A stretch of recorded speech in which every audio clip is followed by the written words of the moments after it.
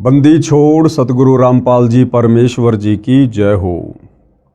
परमपिता परमात्मा सारी सृष्टि के रचनहार, कुल मालिक, असंख्य ब्रह्मांडों के स्वामी, जगत गुरु, तीनों लोकों में प्रवेश करके सबका धारण पोषण करने वाले, राजाधिराज, आत्माधार, नाथों के नाथ, देवों के देव महादेव, सर्वेश्वर महेश्वर, मृत्युंजय, अजरो अमर, आदि अनादि सनातनी प्रभु, जगत पिता जगदीश्वर, श्री श्री 1008 की उपाधि के वास्तविक अधिकारी, अकाल मूरत, शब्द स्वरूपी राम वासुदेव, सर्वगतम ब्रह्म, परम पूज्य, प्रथम पूज्य, परम संत, परम पुरुष, परम धनी, परम दयालु, सत्य कबीर, हक्का कबीर, अल्लाहु कबीर, अल्लाहु अकबर, बाखबर, अल्लाह ताला, जगत के तारणहार, जगत के मुक्तिदाता, जगत के जगन्नाथ, हारे के सहारे, हिंदुओं के राम, मुसलमानों के अल्लाह, सिखों के वाहिगुरु, ईसाइयों के मसीह, दया के सागर दयानिधि, करुणा के सागर करुणानिधि, स्वयंभू परिभू, संकट मोचन, कष्ट हरण, मंगल करण, दुख भंजन, अविगत कबीर, निर्विकार निर्विषम परमात्मा, अलय अलेख सतगुरु, आदि अनादि सतगुरु, असली मर्यादा पुरुषोत्तम, असली राम, असली कृष्ण, असली घनश्याम, असली मुरारी, राजाओं के राजा, महाराजाओं के महाराजा, शहंशाहों के शहंशाह, सम्राटों के सम्राट, भगवानों के भगवान, अल्लाहों के अल्लाह, प्रभुओं के प्रभु, मसीहाओं के मसीह, सच्चे वाहिगुरु, बाबाओं के बाबा, पीरों के पीर, सेठों के सेठ, जगत सेठ, सावरसा सेठ, सर्वगुण संपन्न, अनंत कोटि कलाओं के स्वामी, अनंत कोटि ब्रह्मांडों के नायक, योगियों में महायोगी, ध्यानियों में महाध्यानी, सिद्धों में परम सिद्ध, ज्ञानियों में तत्वज्ञानी, ब्रह्म ज्ञानी, महाज्ञानी, परम ज्ञानी, सर्वश्रेष्ठ ज्ञानी, विज्ञानी, युवा कबीर, समर्थ कबीर, असमवात, अमित ओजा, सच्चे रहनुमा, करीम अल्लाह, सुभान अल्लाह, दुनिया के अंतिम पैगंबर, 8 सितंबर 1951 से गांव धनाना, जिला सोनीपत, हरियाणा, भारतवर्ष की पवित्र भूमि पर प्रकट रियल कल्कि भगवान श्री नारायण साकार हरि, श्री बाबा साहेब, नूर अनंत परमात्मा, सच्चे दरवेश, सच्चे बाखबर, संत श्रोमणी सतगुरु रामपाल जी परमेश्वर जी के चरण कमल में साध संगति से जुड़े हुए देश विदेश से आप और हम सभी सत्सेवक भाई बहनों का अनंत कोटि दंडवत प्रणाम।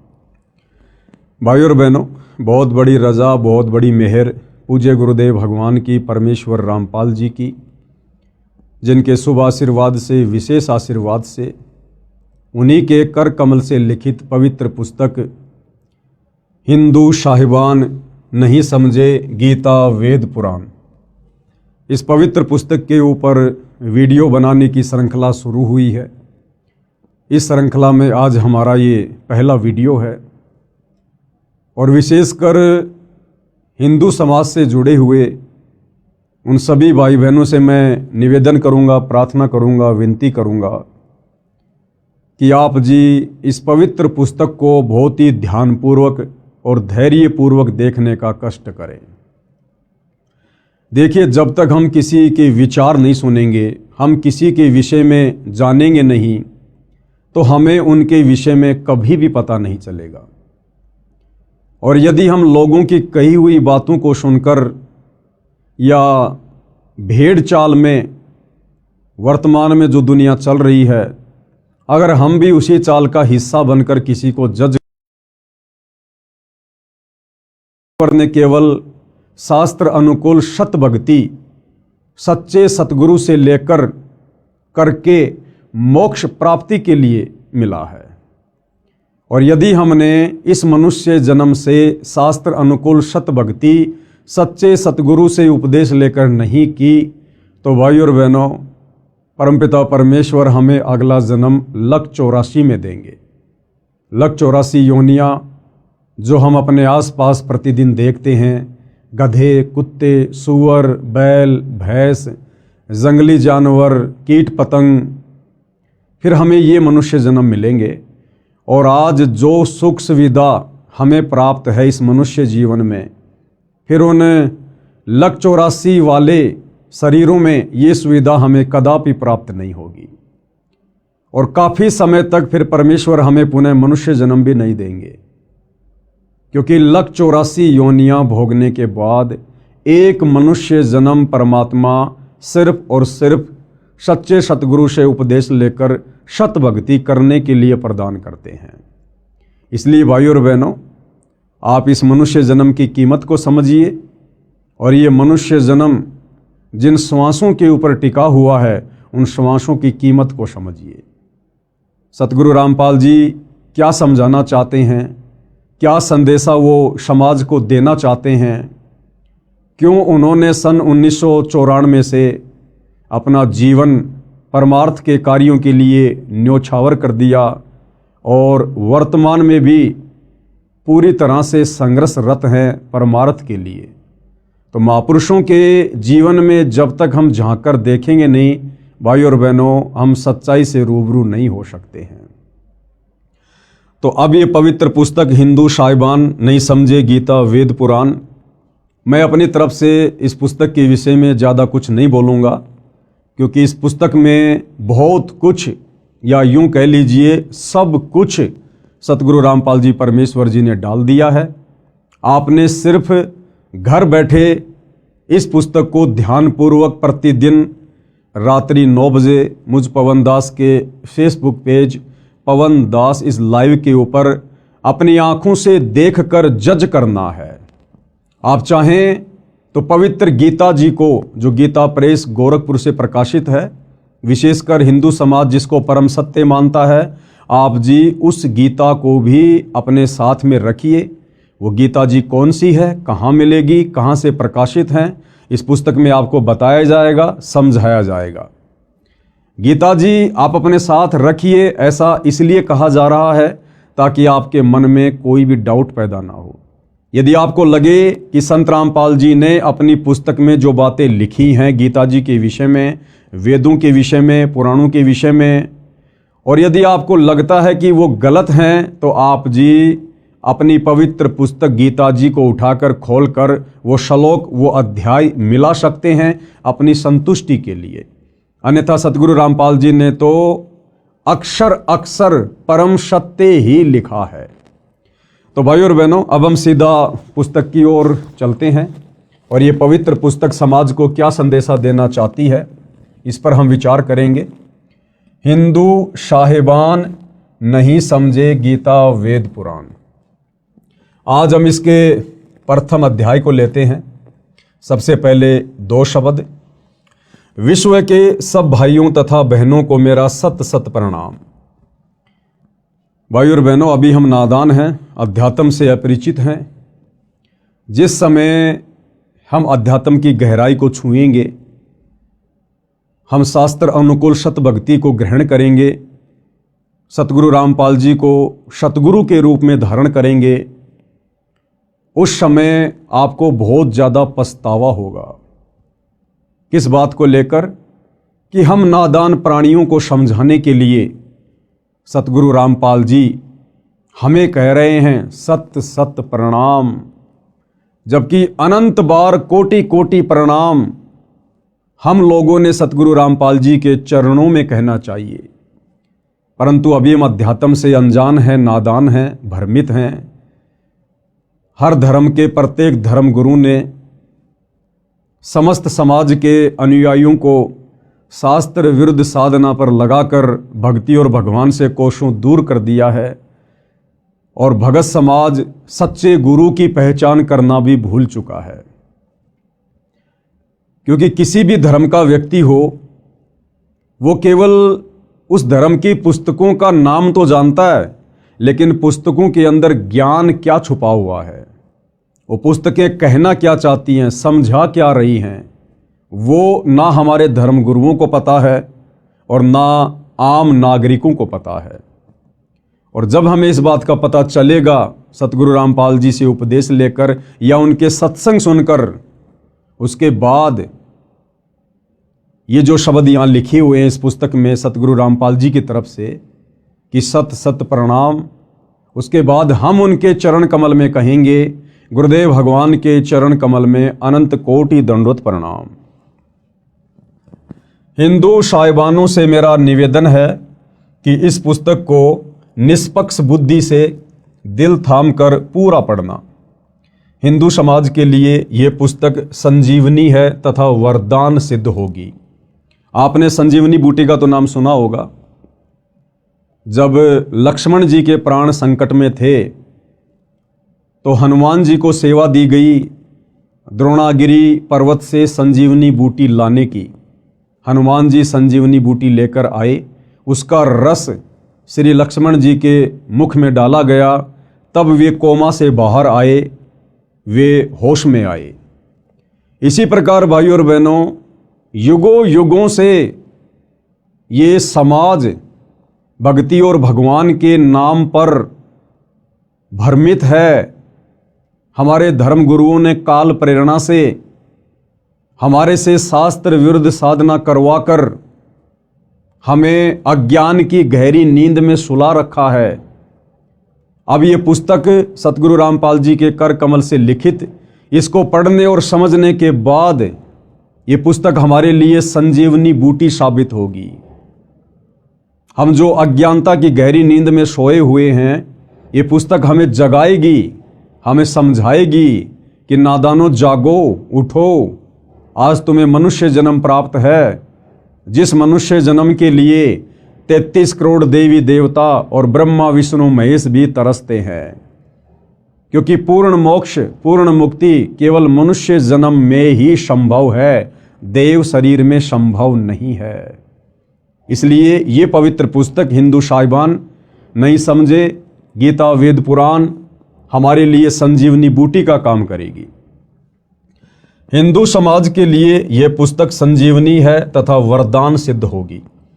निवेदन, भगतात्मा हिंदुओं से मेरा करबद्ध निवेदन है कि इस पुस्तक के अमृत ज्ञान के सत्य तथा असत्य को जानने के लिए आप गीता प्रेस गोरखपुर से प्रकाशित व मुद्रित तथा श्री जयदयाल गोविंदका जी द्वारा अनुवादित पदछेद अन्वय साधारण भाषा टीका सहित श्रीमद् भगवत गीता साथ रखें। ये पवित्र गीता जी कौन सी पुस्तक है, क्या इसका नाम है? इसी पुस्तक को आप जी किसी भी धार्मिक पुस्तकों की दुकान से खरीद कर अपने घर ला सकते हैं और सतगुरु रामपाल जी के कर कमल से लिखित इस पुस्तक से मिलान कर सकते हैं, ताकि आपको कोई डाउट ना रहे, आपको कोई शंका ना रहे। आगे बढ़ते हैं भाइयों और बहनों, हम इस पुस्तक में अजब आनंद आएगा, क्योंकि इसमें अनुवादक ने शब्दों के अर्थ आमने सामने भिन्न भिन्न किए हैं। अन्य अनुवादकों ने ऊपर संस्कृत में मूल पाठ रखा है, नीचे केवल अनुवाद सीधा किया है, शब्दों के अर्थ भिन्न भिन्न नहीं किए हैं। यदि मुझ पर भरोसा करो तो उस गीता की भी आवश्यकता नहीं है, क्योंकि मैंने उसी पुस्तक की फोटोकॉपी लगाई है। भाइयों और बहनों, सतगुरु रामपाल जी क्या कह रहे हैं कि यदि आप मुझ पर विश्वास करते हैं कि भाई सतगुरु रामपाल जी एक संत हैं, महापुरुष हैं, सतगुरु हैं, और सुना है कि सच्चे संत कभी भी समाज को उल्टी दिशा प्रदान नहीं करते हैं। सच्चे संत तो पथ भ्रष्ट समाज को शास्त्र अनुकूल साधना पर लगाकर उन्हें जीवन दान देते हैं। यदि आपको सतगुरु रामपाल जी पर इतना विश्वास है, इतना भरोसा है, तो फिर आपको वो गीता प्रेस गोरखपुर से प्रकाशित गीता भी लाने की आवश्यकता नहीं पड़ेगी, क्योंकि उसी पुस्तक के रेफरेंस फोटोकॉपी के रूप में आप और हमें समझाने के लिए परम संत सतगुरु रामपाल जी ने इस पुस्तक में प्रयोग किए हैं। पुस्तक हिंदू साहिबान नहीं समझे गीता वेद पुराण का आधार सूक्ष्म वेद यानी तत्व ज्ञान है। समझने के लिए प्रमाण वेदों, गीता, महाभारत तथा पुराणों आदि शास्त्रों से लिए हैं। सूक्ष्म वेद में कहा है कि ब्रह्मा विष्णु तथा महेशा तीनों देव दयालु हमेशा, तीन लोक का राज है ब्रह्मा विष्णु महेश, तीनों देवता कमल दल बसै ब्रह्मा विष्णु महेश, प्रथम इनकी वंदना फिर सुन सतगुरु उपदेश।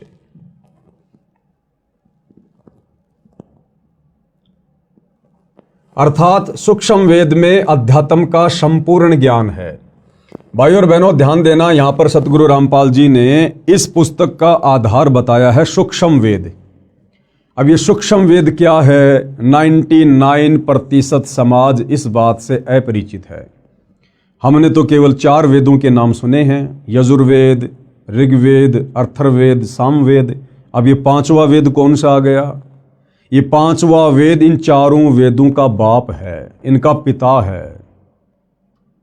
अध्यात्म से संबंधित कंप्लीट ज्ञान, पूर्ण मुक्ति का मार्ग जो इन 4 वेदों में नहीं है, पवित्र गीता जी में नहीं है, 18 पुराणों में नहीं है, मुसलमानों की तौरात, जबूर, इंजिल, हदीसों में नहीं है, कुरान मजीद, कुरान शरीफ में नहीं है, सिखों के गुरु ग्रंथ साहिब में नहीं है, ईसाइयों की बाइबल में नहीं है, वो कंप्लीट अध्यात्म का ज्ञान, कंप्लीट कोश, कंप्लीट सलेबस 5वें वेद सूक्ष्म वेद में है। सूक्ष्म वेद यानी जब जब ये कबीर परमात्मा सतलोक से चलकर धरती पर सशरीर प्रकट होते हैं, संत रूप में लीला करते हैं, अपनी आत्माओं तक तत्व ज्ञान पहुंचाते हैं, उस ज्ञान को भाइयों और बहनों कुछ उनके फॉलोअर्स के द्वारा संग्रहित कर लिया जाता है एक पुस्तक के रूप में, ग्रंथ के रूप में। उसको सूक्ष्म वेद कहते हैं, सूक्ष्म ज्ञान कहते हैं। जैसे 650 साल पहले बनारस के काशी में जब कबीर जी आए थे, सन 1398 से 1518 तक, यानी 120 वर्ष तक उन्होंने लीला की, अपने ज्ञान का प्रचार किया, 64 लाख आत्माओं को अपनी शरण में लिया। उन्होंने जो भी हमें तत्व ज्ञान बताया, समझाया, उस ज्ञान को आगे चलकर आदरणीय धर्मदास जी नाम के एक भगत के द्वारा कबीर सागर के रूप में लिपिबद्ध कर लिया गया। उसको सूक्ष्म वेद कहते हैं, वो 5वां वेद है। उसके बाद लगभग 300 वर्ष पहले गांव छुडानी, जिला झज्जर, हरियाणा में आदरणीय गरीबदास जी हुए, और इसी प्रकार से गरीबदास जी को भी कबीर परमात्मा सतलोक से आकर मिले, उनको सत ज्ञान दिया, उनको सतलोक दिखाया, सारी सृष्टि रचना समझाई, और इसी प्रकार आदरणीय गरीबदास जी ने भी एक सूक्ष्म वेद की रचना करवाई, जिसको सदग्रंथ साहिब के नाम से जाना जाता है, जिसमें 24,000 वाणियाँ हैं।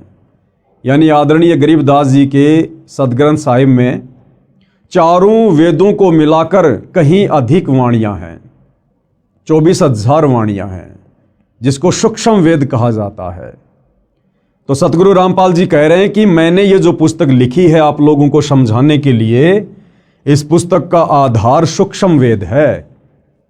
बाकी जितने भी पुस्तकें हैं हर धर्म की, हिंदू, मुसलमान, सिख, ईसाइयों की, 4 वेद, गीता जी, 18 पुराण, ये केवल आपको समझाने के लिए दिखाऊंगा, ताकि आप हिंदू धर्म के भाई बहनों को कोई शंका ना हो, कोई डाउट ना हो, आपको ये कन्फर्म हो, यकीन हो, विश्वास हो कि वास्तव में सतगुरु रामपाल जी ने इस पुस्तक में जो भी कुछ लिखा है, समझाया है, ये हमारे ही धर्म की धर्म पुस्तकों के अंदर पहले से लिपिबद्ध है। लेकिन ना तो हमारे धर्म गुरु समझ पाए और ना हम समझ पाए। तो हमारे डाउट को क्लियर करने के लिए सतगुरु रामपाल जी और हिंदू धर्म के 4 वेद, गीता जी और 18 पुराणों का सहयोग लेंगे, केवल हमें समझाने के लिए। अर्थात सूक्ष्म वेद में अध्यात्म का संपूर्ण ज्ञान है। उसमें कहा है कि तीनों देवता श्री ब्रह्मा जी, श्री विष्णु जी तथा श्री शिव जी बहुत दयालु हृदय के हैं। इनकी केवल 3 लोक, स्वर्गलोक, पाताललोक, पृथ्वी लोक। ध्यान देना भाइयों और बहनों, श्री ब्रह्मा जी, श्री विष्णु जी तथा श्री शिव जी ये सारी सृष्टि के मालिक नहीं हैं, असंख्य ब्रह्मांडों के परमपिता नहीं हैं। इनको केवल 3 लोक दिए गए हैं, केवल 3 लोक। ये केवल 3 लोक में एक एक विभाग संभालते हैं। टोटल 21 ब्रह्मांड हैं। जिस सृष्टि में हम रह रहे हैं, यहाँ टोटल 21 ब्रह्मांड हैं। 21 ब्रह्मांड में एक ब्रह्मांड और एक ब्रह्मांड के अंदर मात्र 3 लोक, पाताल लोक, पृथ्वी लोक और स्वर्ग लोक। केवल इन 3 लोकों के स्वामी हैं ब्रह्मा विष्णु महेश। श्री ब्रह्मा जी रजोगुण के स्वामी हैं, श्री विष्णु जी सतोगुण के स्वामी हैं और श्री शिव जी यानी शंकर जी तमोगुण के स्वामी हैं। स्वर्ग लोक, पाताल लोक, पृथ्वी लोक में सत्ता है इन तीनों की। ये 3 लोक के मालिक हैं, परंतु लोक तो बहुत सारे हैं जिनका मालिक परम अक्षर ब्रह्म है। इन 3 लोकों के अलावा जितनी भी सृष्टि है, जितने भी ब्रह्मांड हैं और इंक्लूड तीनों लोक, इन सब के ऊपर जो सत्ता है वो परम अक्षर ब्रह्म की है, पूर्ण ब्रह्म परमात्मा की है, कबीर देव की है, जिसकी सत्ता तीनों लोकों समेत सब पर है। मोक्ष प्राप्ति के लिए प्रथम इन तीनों देवताओं की वंदना अर्थात मान सम्मान यानी साधना करनी होती है। परमपिता परमेश्वर जी ने अपना एक मैनेजमेंट बना रखा है, एक सिस्टम बना रखा है इस सृष्टि को चलाने के लिए, और उस सिस्टम के अंतर्गत ब्रह्मा विष्णु महेश जी तो केवल एक मैनेजर के रूप में कार्य कर रहे हैं। जिस प्रकार से एक फैक्ट्री होती है, फैक्ट्री का एक मालिक होता है, मालिक के बहुत सारे नौकर होते हैं, सुपरवाइजर होते हैं, उन सब पर निगाह रखने के लिए, उन सब से कार्य करवाने के लिए मालिक अपना एक मैनेजर नियुक्त करता है, जो उस कंपनी के मालिक की गैर हाजिरी में सर्व कार्यों की देख रेख करता है और सारी रिपोर्ट अपने मालिक को देता रहता है। इसी प्रकार ये जो पूरी कायनात है, मुसलमान धर्म में जिसको कायनात कहते हैं, हिंदू भाई बहन जिसको सृष्टि कहते हैं, इस पूरी सृष्टि का, इस पूरी कायनात का मालिक एक ही है, कबीर भगवान। गीता जी में जिसको परम अक्षर ब्रह्म की संज्ञा दी गई है, यानी सर्वश्रेष्ठ परमात्मा, उत्तम परमात्मा। और ये जो ब्रह्मा विष्णु महेश जी हैं, ये उस परम अक्षर ब्रह्म के एक ब्रह्मांड में 3 लोकों में केवल एक एक विभाग पर मैनेजर की पदवी पर नियुक्त हैं। रजोगुण विभाग ब्रह्मा जी के अंडर में, शतोगुण विभाग श्री विष्णु जी के अंडर में और तमोगुण विभाग श्री शंकर जी के अंडर में। अर्थात मान सम्मान यानी साधना करनी होती है। फिर सतगुरु का उपदेश सुनो जो परम अक्षर ब्रह्म की पूजा साधना बताएगा। उस संत से तत्व ज्ञान सुनो। तत्वदर्शी संत पूर्ण मोक्ष प्राप्ति की साधना यानी पूजा बताता है।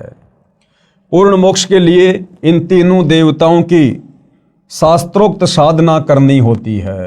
परंतु पूजा गीता अध्याय 8 श्लोक 3, 8, 9, 10, अध्याय 15 श्लोक 17, अध्याय 18 श्लोक 62 में बताए परम अक्षर ब्रह्म की करनी होती है।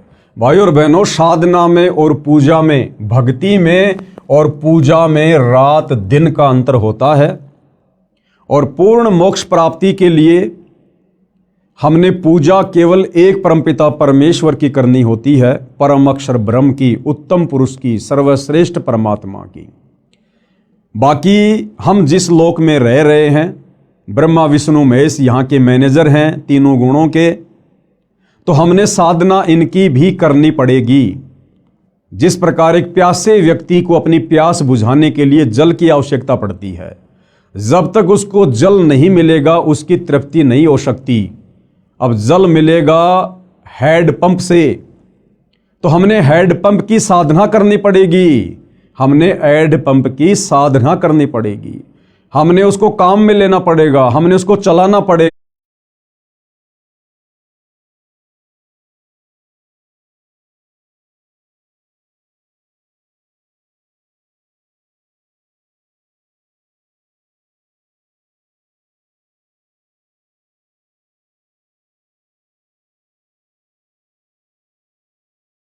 तो इसी प्रकार भाइयों और बहनों, पूर्ण मोक्ष के लिए, पूर्ण मुक्ति के लिए, सनातन परम धाम सतलोक में जाने के लिए हमने पूजा तो करनी पड़ेगी परम अक्षर ब्रह्म की, कबीर देव की। लेकिन उसके लिए हमने साधना करनी पड़ेगी यहाँ के तीनों देवताओं की। हमारा ये जो मनुष्य शरीर है, स्त्री या पुरुष का, इसमें कमल दल हैं जिनमें देवी देवताओं का वास है। आगे चलकर इसी पुस्तक में हम पढ़ेंगे। तो हमने केवल साधना करनी है ब्रह्मा विष्णु महेश जी की, जबकि पूजा सतगुरुदेव के बताए अनुसार परम अक्षर ब्रह्म की ही करने से हमारी मुक्ति होगी, हमारा मोक्ष होगा। परम अक्षर ब्रह्म को गीता अध्याय 8 श्लोक 9 तथा अध्याय 15 श्लोक 17 में गीता ज्ञान देने वाले ने अपने से अन्य बताया है। अब वो परम अक्षर ब्रह्म कौन है, उत्तम पुरुष कौन है, पूजा के योग्य एक परमात्मा कौन है, उसकी जानकारी गीता के ज्ञान देने वाले भगवान ने। अब आप जी गीता का ज्ञान देने वाला भगवान श्री कृष्ण जी को मानते हैं या श्री विष्णु जी को मानते हैं या काल ब्रह्म को मानते हैं, ये आपको स्पष्ट रूप से उस समय पता चलेगा जब आप सतगुरु रामपाल जी के सत्संग सुनना शुरू करेंगे या फिर इस पुस्तक को धैर्यपूर्वक पूरा पढ़ेंगे, जितने भी वीडियो बनेंगे। तो गुरुदेव भगवान कह रहे हैं कि वो जो परम अक्षर ब्रह्म है, केवल उसी की पूजा का विधान है। उस परम अक्षर ब्रह्म को गीता के ज्ञान देने वाले भगवान ने अपने से अन्य बताया है। यानी इस पवित्र पुस्तक गीता जी का ज्ञान देने वाला भगवान अर्जुन से कह रहा है कि अर्जुन, मेरी भक्ति से पूर्ण मुक्ति नहीं है, पूर्ण मोक्ष नहीं है। अगर तुझे सनातन परम धाम में जाना है, पूर्ण मोक्ष प्राप्त करना है, तुझे कभी भी लक 84 में गधा कुत्ता सूअर नहीं बनना है, नरक में स्वर्ग में नहीं जाना है। तुझे केवल सनातन परम धाम में जाना है, जहां जाने के बाद प्राणी फिर कभी लौटकर इस संसार में वापस दुख भोगने के लिए नहीं आता है। वो परम अक्षर ब्रह्म, वो तो मेरे से अलग है, मेरे से अन्य है। और गीता जी में गीता ज्ञान देने वाला भगवान कहां कहां किन किन श्लोकों में अपने से अन्य उस परम अक्षर ब्रह्म की जानकारी दे रहा है, आपको इस पुस्तक में स्पष्ट रूप से पढ़ने और देखने को मिलेगा। परम अक्षर ब्रह्म को गीता अध्याय 8 श्लोक 9 तथा अध्याय 15 श्लोक 17 में गीता ज्ञान देने वाले ने अपने से अन्य बताया है तथा कहा है कि उत्तम पुरुष तू अन्य, पुरुषोत्तम तो मेरे से अन्य हैं। यानी गीता जी का ज्ञान देने वाला भगवान ही कंप्लीट नहीं है, वो सर्वे सर्वा नहीं है, सारी सृष्टि का मालिक नहीं है। गीता ज्ञान देने वाला भगवान तो खुद कह रहा है कि भाई वो पूर्ण ब्रह्म परमात्मा परम अक्षर ब्रह्म तो मेरे से भी अन्य है।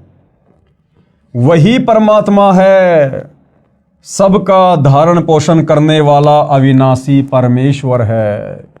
गीता का ज्ञान देने वाला कह रहा है कि अर्जुन, मेरा भी धारण पोषण करने वाला और समस्त संसार के प्राणियों का धारण पोषण करने वाला वही परमात्मा परम अक्षर ब्रह्म है। पूजा तथा साधना का अंतर जानने के लिए आप इसी पुस्तक में पेज नंबर 179 पर पढ़ें, यानी आगे हम पढ़ेंगे।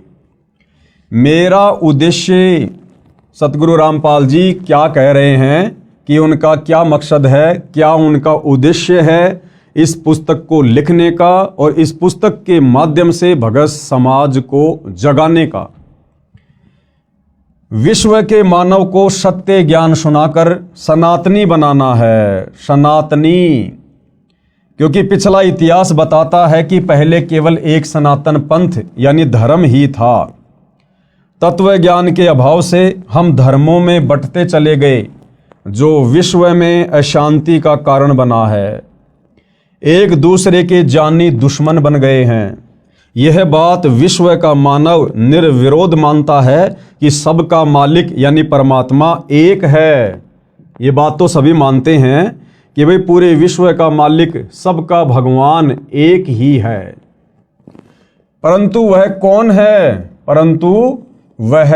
कौन है, कैसा है, यानी साकार है या निराकार है, मानव रूप में है या अन्य रूप में है, यह प्रश्नवाचक चिन्ह अभी तक लगा है।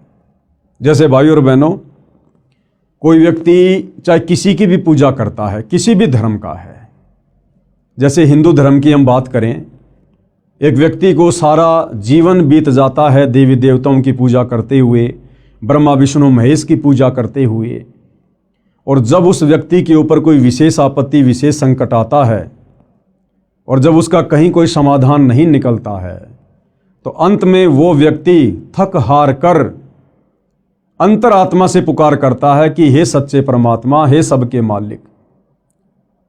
उस समय वो व्यक्ति भूल जाता है कि मैं तो ब्रह्मा जी का पुजारी हूं, मैं शंकर जी और विष्णु जी का पुजारी हूं, मैं तो देवी देवताओं का पुजारी हूं। उस समय वो व्यक्ति अंतरात्मा से यही पुकार करता है कि हे सच्चे मालिक, हे सबके परमात्मा, हे भगवान। क्योंकि आत्मा उसको आभास है कि परमात्मा तो एक ही है। आत्मा अगर एक है तो उसको पैदा करने वाला परमात्मा भी एक ही है। इसी प्रकार मुसलमान धर्म से जुड़े भाई बहन चाहे कितनी ही मज़ार पूजें, कितना ही मस्जिदों में जाएं, अंत में जब उन पर विशेष आपत्ति आती है तो वो यही कहते हैं, हे अल्लाह, हे सच्चे मौला, हे सबके बादशाह। उस समय वो भूल जाते हैं कि हम अजमेर जाया करते थे चादर चढ़ाने, हम फला फला मज़ार पर जाया करते थे चादर चढ़ाने। उस समय उन आत्माओं को केवल एक परमात्मा याद आता है, क्योंकि हम सभी उसी परमपिता परमेश्वर की आत्माएं हैं। भले आज हमारे को काल ने, शैतान ने विभिन्न धर्मों में, जातियों में, संप्रदायों में, पंथों में बांट दिया है, लेकिन भाइयों और बहनों, वो आत्मा का बंटवारा नहीं कर सकता। और अब वो समय आ गया है उस एक परमपिता परमेश्वर को पहचानने का, जानने का। तो क्या कह रहे हैं गुरुदेव भगवान कि परमात्मा के विषय में, भगवान के विषय में, कि भगवान साकार है या निराकार है, मानव रूप में है या अन्य रूप में है। कहते हैं अभी तक इस बात पर प्रश्नवाचक चिन्ह लगा हुआ है। इस पुस्तक में वह प्रश्नवाचक चिन्ह पूर्ण रूप से हटा दिया है। सत्य को ग्रहण करना, असत्य से किनारा करना एक नेक मानव का परम कर्तव्य बनता है। यानी सत्य को स्वीकार करना और असत्य को दूर कर देना, ये एक सभ्य इंसान का, सभ्य मानव का, वो चाहे हिंदू हो, मुसलमान हो, सिख हो, ईसाई हो, ये उसका परम कर्तव्य बनता है। और जब बात हो हमारे आत्म कल्याण की, तो भाइयों और बहनों, फिर झूठ की नाव में भला कौन बैठना पसंद करेगा। इस पुस्तक में एक शब्द भी चारों वेदों व वेदों के सार श्रीमद् भगवत गीता, पुराणों तथा सूक्ष्म वेद से बाहर नहीं है। ये जो पवित्र पुस्तक सतगुरु रामपाल जी ने अपने कर कमल से लिखकर समाज में प्रस्तुत की है, इस पुस्तक में आपको जो भी ज्ञान मिलेगा, विशेषकर हिंदू धर्म से जुड़े भाई बहनों को कंप्लीट ज्ञान हमारे हिंदू धर्म के पवित्र धर्म ग्रंथों के अंदर वाला ही है। और जो ज्ञान इन चारों वेदों में और गीता जी में 18 पुराणों में नहीं है, वो ज्ञान फिर 5वें वेद सूक्ष्म वेद में है, कबीर सागर में और आदरणीय गरीबदास जी के सदग्रंथ साहिब में। तो इन धर्म ग्रंथों के अलावा आपको किसी भी प्रकार की उवाबाई या झूठी बातें इस पुस्तक में देखने को या सुनने को कतई नहीं मिलेगी। सूक्ष्म वेद में बताया है कि विश्व के सभी जीवात्मा परम शांति वाले सनातन परम धाम में उस परमात्मा के पास रहते थे, जिसके विषय में गीता अध्याय 18 श्लोक 62 में कहा है कि हे भारत, तू सर्व भाव से उस परमेश्वर की शरण में जा। गीता जी का ज्ञान देने वाला भगवान, जिसको हिंदू समाज के भाई बहनों ने अपना परमात्मा मान लिया था, वो गीता जी का ज्ञान देने वाला भगवान भी कह रहा है कि हे भारत, यानी हे अर्जुन, तू सर्व भाव से, यानी हर प्रकार से, और सारी भक्ति छोड़कर, ब्रह्मा विष्णु महेश की भक्ति छोड़कर, देवी देवताओं की भक्ति छोड़कर, और गीता का ज्ञान देने वाले काल ब्रह्म की भक्ति छोड़कर सर्व भाव से उस परमेश्वर की शरण में जा। कौन से परमेश्वर की शरण में? परम अक्षर ब्रह्म की शरण में। उसकी कृपया से ही तू परम शांति को तथा शाश्वत स्थानम सनातन परम धाम यानी सत्य लोक को प्राप्त होगा। उसकी कृपया से ही तू परम शांति। अब भाइयों और बहनों, परम शांति क्या होती है? जब तक हम इस मनुष्य जन्म में हैं, इस पृथ्वी पर हैं, या ये मनुष्य छोड़कर यदि हम ऊपर के लोकों में देवी देवता भी बन गए, ब्रह्मा विष्णु महेश भी बन गए, तो भी हमारे को यहाँ परम शांति नहीं हो सकती काल के लोक में। आप जी ब्रह्मा विष्णु महेश के जीवन चरित्र को देखते हैं, पढ़ते हैं। ब्रह्मा विष्णु महेश भी राक्षसों के साथ में युद्ध करते हैं, लड़ाई झगड़ा करते हैं। 33 करोड़ देवी देवताओं के राजा इंद्र, ये भी हमेशा राक्षसों के साथ युद्ध करते रहते हैं। कभी राक्षस विजय हो जाते हैं तो देवी देवताओं को अपने पद छोड़कर जंगलों में जाना पड़ता है, धक्के खाने पड़ते हैं। आपने सुना होगा कि रावण ने अपनी सिद्धि शक्ति से अपनी समस्त राक्षस सेना को आकाश में उड़ाकर और देवताओं के ऊपर धावा बोल दिया, आक्रमण कर दिया, और रावण ने 33 करोड़ देवी देवताओं को हराकर बंदी बना लिया और अपनी कारागार में डाल दिया था। श्री शनिदेव महाराज तो रावण के पैरों के नीचे रहा करते थे। जैसे आप और हम भाई बहन जूते झाड़ने के लिए हम जिस फुटमेट का प्रयोग करते हैं ना, शनिदेव तो रावण के पैरों के नीचे रहा करता था। वरुण देव ये रावण का पानी भरा करता था। अग्निदेव रावण की रसोई में खाना बनाया करता था। पवन देव रावण के महल में झाड़ू निकाला करता था। तो भाई और बहनों, यहां परम शांति नहीं है। चाहे हम 33 करोड़ देवी देवता क्यों ना बन जाएं, चाहे हम ब्रह्मा विष्णु महेश की पदवी को प्राप्त क्यों ना हो जाएं, जब तक हम इस काल के 21 ब्रह्मांड में हैं, इस लोक में हैं, तब तक हमें परम शांति नहीं हो सकती। तो गीता का ज्ञान देने वाला भगवान काल ब्रह्म कह रहा है कि उसकी कृपा से ही तू परम शांति को तथा शाश्वत स्थानम, यानी जिस स्थान का, जिस लोक का, जिस सृष्टि का किसी भी देश काल और परिस्थिति में विनाश ना हो, जो कभी भी नष्ट ना होती हो, जहां कभी कोई प्रलय ना आती हो, महाप्रलय ना हो, कहते हैं तू उसको प्राप्त हो जाएगा, तू वहां चला जाएगा उस परम अक्षर ब्रह्म की कृपा से, उसकी भक्ति करके। उसकी कृपा से ही तू परम शांति को तथा शाश्वत स्थानम, सनातन परम धाम यानी सत्य लोक को प्राप्त होगा। उस परमेश्वर का प्रमाण गीता ज्ञान देने वाला भगवान कह रहा है अर्जुन से कि उस परम अक्षर परमात्मा का प्रमाण, यानी वो कौन है, कैसा है, कहाँ रहता है, उसकी प्राप्ति की विधि क्या है। कहते हैं इसका जो प्रमाण है, उस परमेश्वर का प्रमाण, गीता अध्याय 8 श्लोक 1 में अर्जुन ने प्रश्न किया कि आपने गीता अध्याय 7 श्लोक 29 में जो तत्व ब्रह्म कहा है, वह तत्व ब्रह्म क्या है, जिसका उत्तर देते हुए गीता अध्याय 8 श्लोक 3, 8, 9 व 10, गीता अध्याय 15 श्लोक 4 तथा 17 आदि में कहा है, जिस लोक में वह तत्व ब्रह्म यानी परम अक्षर ब्रह्म सत्य पुरुष रहता है, उसमें परम शांति है, यानी महासुख है। उस सनातन परम धाम में गए साधक यानी भगत फिर लौटकर संसार में नहीं आते।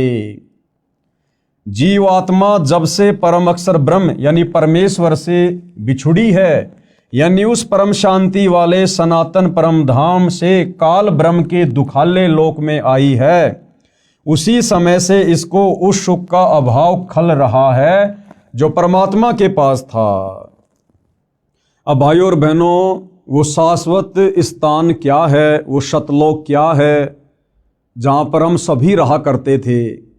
33 करोड़ देवी देवता, ब्रह्मा विष्णु महेश, जितने भी मानव शरीरधारी प्राणी हैं, 184 योनियों में जितने भी अनगिनत असंख्य जीव जंतु हैं, ये सभी आत्माएं पहले उस परम अक्षर ब्रह्म के पास, उस सत्य पुरुष के पास, उसके अमर लोक सतलोक में रहा करती थी। हम सब भाई बहन वहां से क्यों आए, हमने वहां पर क्या गलती कर दी थी, जिस कारण से उस परम अक्षर ब्रह्म ने, परमपिता परमात्मा ने, सत्य पुरुष ने हम सभी को वहां से नीचे भेजना पड़ा इस काल के साथ, इस काल के लोक में, जहां हम असंख्य युगों से यहां कष्ट उठा रहे हैं। और हम भक्ति केवल इसीलिए करते हैं कि हमें सुख प्राप्त हो, और सुख भाई और बहनों इस लोक में नहीं है। ये संपूर्ण कथा क्या है, इसके लिए आपने सतगुरु रामपाल जी के द्वारा सर्व धर्म शास्त्रों का निष्कर्ष निकालकर और 5वें वेद सूक्ष्म वेद में वर्णित सृष्टि रचना को समझना पड़ेगा, पढ़ना पड़ेगा। आपको इस पुस्तक में आगे सृष्टि रचना की जानकारी दी जाएगी। इसके अलावा आप जी YouTube पर ये सर्च कर सकते हैं, सृष्टि रचना संत रामपाल जी महाराज। आपको सृष्टि रचना की जानकारी के बहुत सारे वीडियो देखने को मिलेंगे, आप वहां से भी जानकारी प्राप्त कर सकते हैं। तो क्या कहा जा रहा है कि जीव आत्मा जब से परम अक्षर ब्रह्म यानी परमेश्वर से बिछुड़ी है, यानी उस परम शांति वाले सनातन परम धाम से काल ब्रह्म के दुखाले लोक में आई है, उसी समय से इसको उस सुख का अभाव खल रहा है जो परमात्मा के पास था।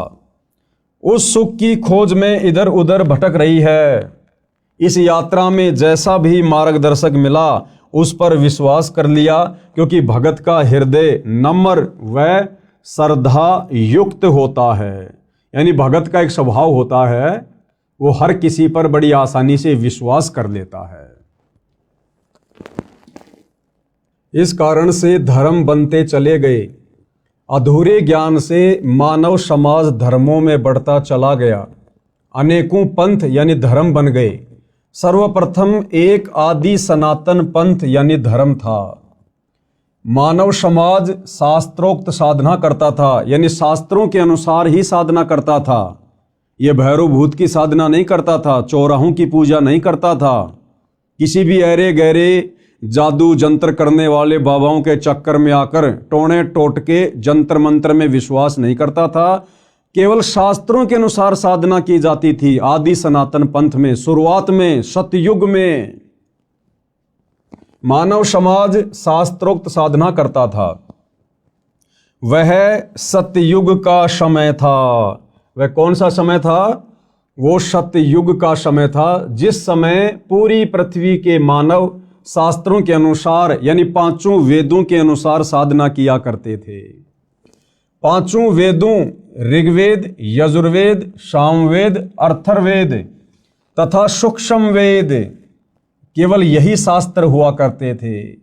4 वेद ब्रह्मा जी को मिले, उनमें संपूर्ण अध्यात्म ज्ञान नहीं था। यानी वर्तमान में हिंदू समाज में जो 4 वेद मुख्यतः प्रचलित हैं, सर्वप्रथम ये चारों वेद उनके पिता काल ब्रह्म के द्वारा समुद्र मंथन के माध्यम से ब्रह्मा जी को मिले। ब्रह्मा जी ने आगे वह ज्ञान अपने पुत्रों को दिया, अपने वंशजों को दिया, ब्राह्मणों को दिया। ब्राह्मणों ने यानी धर्म गुरुओं ने फिर उस चारों वेदों वाले आधे अधूरे ज्ञान को आम समाज में उतार दिया काल प्रेरणा से। क्योंकि भाइयों और बहनों, ये 21 ब्रह्मांड का स्वामी काल जो गीता जी का ज्ञान दे रहा है श्री कृष्ण जी के अंदर प्रवेश करके, ये नहीं चाहता है कि कोई भी प्राणी मेरे इस लोक से मुक्ति प्राप्त करके सच्ची साधना करके सतलोक चला जाए, जन्म और मरण के झंझट से सदा के लिए मुक्त हो जाए। ये कभी नहीं चाहता है। ये ऐसा क्यों करता है? ये हमारी मुक्ति क्यों नहीं चाहता है? इसके लिए आपको सृष्टि रचना बहुत ही धैर्य पूर्वक सुननी पड़ेगी, समझनी पड़ेगी। 4 वेद ब्रह्मा जी को मिले, उनमें संपूर्ण अध्यात्म ज्ञान नहीं था। परम अक्षर ब्रह्म सतयुग में लीला करने के लिए शिशु रूप धारण करके आए। अब भाइयों और बहनों, इन चारों वेदों में कंप्लीट ज्ञान नहीं है, इसलिए कंप्लीट ज्ञान देने के लिए, अध्यात्म का संपूर्ण ज्ञान देने के लिए वो परम अक्षर ब्रह्म कबीर परमेश्वर, वेदों में जिनका नाम है कबीर परमात्मा, कबीर देव, जिसको परम अक्षर ब्रह्म भी कहते हैं, सत्य पुरुष भी कहते हैं, वो परमात्मा स्वयं ही चलकर फिर इस पृथ्वी पर शिशु रूप में प्रकट होता है। आप और हमें वो सत्य ज्ञान बताने के लिए, तत्व ज्ञान बताने के लिए, पूर्ण मुक्ति का रास्ता दिखाने के लिए। और वो परमेश्वर यहाँ पर हम इंसानों की तरह एक लीला करता है। भाइयों और बहनों, यदि हम इंसानों को ज्ञान समझाना है तो परमेश्वर हम इंसानों के बीच में इंसान ही बनकर आते हैं। वे तो परमात्मा हैं, समर्थ हैं, वो तो जो चाहे सो कर सकते हैं, कोई भी रूप धारण कर सकते हैं। उनके पास तो अनंत कोटि सिद्धियां होती हैं, वो तो समस्त सिद्धियों के स्वामी हैं। वो परमेश्वर तो हाथी का रूप भी धारण कर लेगा, लेकिन क्या हम इंसान उस हाथी की भाषा समझने में समर्थ हैं? बिल्कुल नहीं। इसलिए उस परमपिता परमेश्वर ने, परम अक्षर ब्रह्म ने, सत्य पुरुष ने, कबीर देव ने, सर्वश्रेष्ठ परमात्मा ने हम मनुष्यों को समझाने के लिए मनुष्यों जैसी लीला करते हुए शिशु रूप में धरती पर प्रकट होना पड़ता है। और वो परमात्मा सतयुग में भी आता है, प्रकट होता है, लीला करता है, अपना ज्ञान बताता है। त्रेता युग में भी आता है, अनेकों बार आता है, बार बार आता है। द्वापर में भी आता है, कलयुग में भी 650 साल पहले कबीर दास नाम से आए हमें ज्ञान समझाने के लिए। उस परमेश्वर जी की वाणी है कि सतयुग में सत सुकृत कह टेरा, त्रेता नाम मुनिंदर मेरा, द्वापर में करुणा में कहाया और कलयुग में नाम कबीर धराया। सतयुग में वो सत्य पुरुष परम अक्षर ब्रह्म कबीर देव सत सुकृत ऋषि के नाम से प्रकट हुए, त्रेता में मुनिंदर ऋषि के नाम से प्रकट हुए, द्वापर में करुणा में ऋषि के नाम से प्रकट हुए और कलयुग में 650 वर्ष पहले कबीर नाम से प्रकट हुए। अधिक जानकारी हम आगे इस पुस्तक में पढ़ेंगे। परम अक्षर ब्रह्म सतयुग में लीला करने के लिए शिशु रूप धारण करके आए, बड़े होकर सूक्ष्म वेद का प्रचार किया। सूक्ष्म वेद यानी 5वें वेद का जो ज्ञान चारों वेदों में नहीं है, उस सूक्ष्म वेद को वो कबीर परमात्मा शिशु रूप में प्रकट होकर धीरे धीरे मनुष्य के बच्चे की लीला करते हुए बड़ा होकर अपने मुख कमल से वाणियां बोल बोल कर चौपाइयों में, दोहों में, लोकोक्तियों में आप और हमें समझाता है, जिसको सूक्ष्म वेद कहते हैं, तत्व ज्ञान कहते हैं। बड़े होकर सूक्ष्म वेद का प्रचार किया। तब तक उस समय के ऋषियों ने चारों वेदों वाला ज्ञान पढ़ लिया था। सूक्ष्म वेद वाला कुछ ज्ञान चारों वेदों में न होने के कारण उसको गलत माना। अब इन चारों वेदों में वो सूक्ष्म वेद वाला ज्ञान नहीं है, तभी तो इन चारों वेदों के ज्ञान को आधा अधूरा कहा जाता है, इन चारों वेदों को अनकंप्लीट कहा जाता है। तो जिस समय वो सत्य पुरुष परम अक्षर ब्रह्म कबीर देव सतयुग में एक शिशु के रूप में प्रकट होते हैं, उससे पहले ये काल ब्रह्म ज्योति निरंजन अपने पुत्र ब्रह्मा को समुद्र मंथन के माध्यम से चारों वेद देकर आम समाज में उस ज्ञान का प्रचार प्रसार करवा चुका होता है। हमारे बड़े बड़े ऋषि मुनि, साधु संत महात्मा, ब्रह्मा जी के वंशज मनु जैसे, शाश्वत जैसे, ये उस ज्ञान को पढ़ चुके होते हैं, चारों वेदों वाले को, और आम समाज में उस ज्ञान का प्रचार प्रसार करना शुरू कर देते हैं। और जिस समय वो कबीर परमात्मा शिशु रूप में धरती पर प्रकट होता है और जब अपने 5वें वेद सूक्ष्म वेद का उस कंप्लीट तत्व ज्ञान का प्रचार करते हैं, लोगों को समझाते हैं कि भाई भक्ति का पूरा नॉलेज, भक्ति का पूरा ज्ञान, मुक्ति का पूरा मार्ग तुम्हारे इन चारों वेदों में नहीं है। तो आम व्यक्ति और वो जितने भी ऋषि मुनि होते हैं जो चारों वेदों को पढ़कर आगे ज्ञान प्रचार करते हैं, वो उस कबीर परमात्मा वाले सूक्ष्म वेद में वर्णित ज्ञान को स्वीकार नहीं करते हैं। और इस कारण से परमपिता परमेश्वर जी को उस 5वें वेद सूक्ष्म वेद के ज्ञान को आम जनता तक पहुंचाने में बड़ी कठिनाइयों का सामना करना पड़ता है। अब भाइयों और बहनों, आपके मन में एक छोटी सी शंका उठेगी कि भाई जब वो इतना बड़ा भगवान है, इतना समर्थ है, जिसने सारी सृष्टि रची है, ब्रह्मा विष्णु महेश को बनाया है, देवी देवताओं को बनाया है, सारी सृष्टि का संचालन कर रहा है, फिर भला उसकी मजबूरी कैसी? तो भाइयों और बहनों, इस संपूर्ण जानकारी के लिए आपको सृष्टि रचना पढ़नी पड़ेगी, समझनी पड़ेगी। उसके बाद आपको समझ में आएगा कि अपने द्वारा रची गई सृष्टि में जो नियम वो परमात्मा बनाता है या बनाकर इस काल ब्रह्म को देता है, उन नियमों को वो परमात्मा स्वयं भी नहीं तोड़ता है, जिस कारण से परमेश्वर इस प्रकार की लीला करते हैं। और भी उसके पीछे बहुत सारे रीजन होते हैं, ये ज्ञान हम तक पहुंचाने के लिए, वो हमें आगे पता चलेगा। तब तक उस समय के ऋषियों ने चारों वेदों वाला ज्ञान पढ़ लिया था। सूक्ष्म वेद वाला कुछ ज्ञान चारों वेदों में न होने के कारण उसको गलत माना, इसलिए सूक्ष्म वेद को धीरे धीरे छोड़ दिया। परंतु लगभग 1 लाख वर्ष तक सतयुग में शास्त्रोक्त भक्ति की गई। इसके पश्चात शास्त्र विधि त्याग कर मनमाना आचरण प्रारंभ हो गया। यानी सतयुग में 1 लाख वर्ष तक शुरुआत में शास्त्रोक्त साधना थी, सूक्ष्म वेद वाली साधना थी, लेकिन आगे चलकर आम जनता के ऊपर उन ऋषि मुनियों के द्वारा बताए गए चारों वेदों वाले ज्ञान का ज्यादा प्रभाव रहा, जिस कारण से सतयुग में 1 लाख वर्ष के बाद में वो शास्त्रोक्त साधना धीरे धीरे समाप्त होती चली जाती है।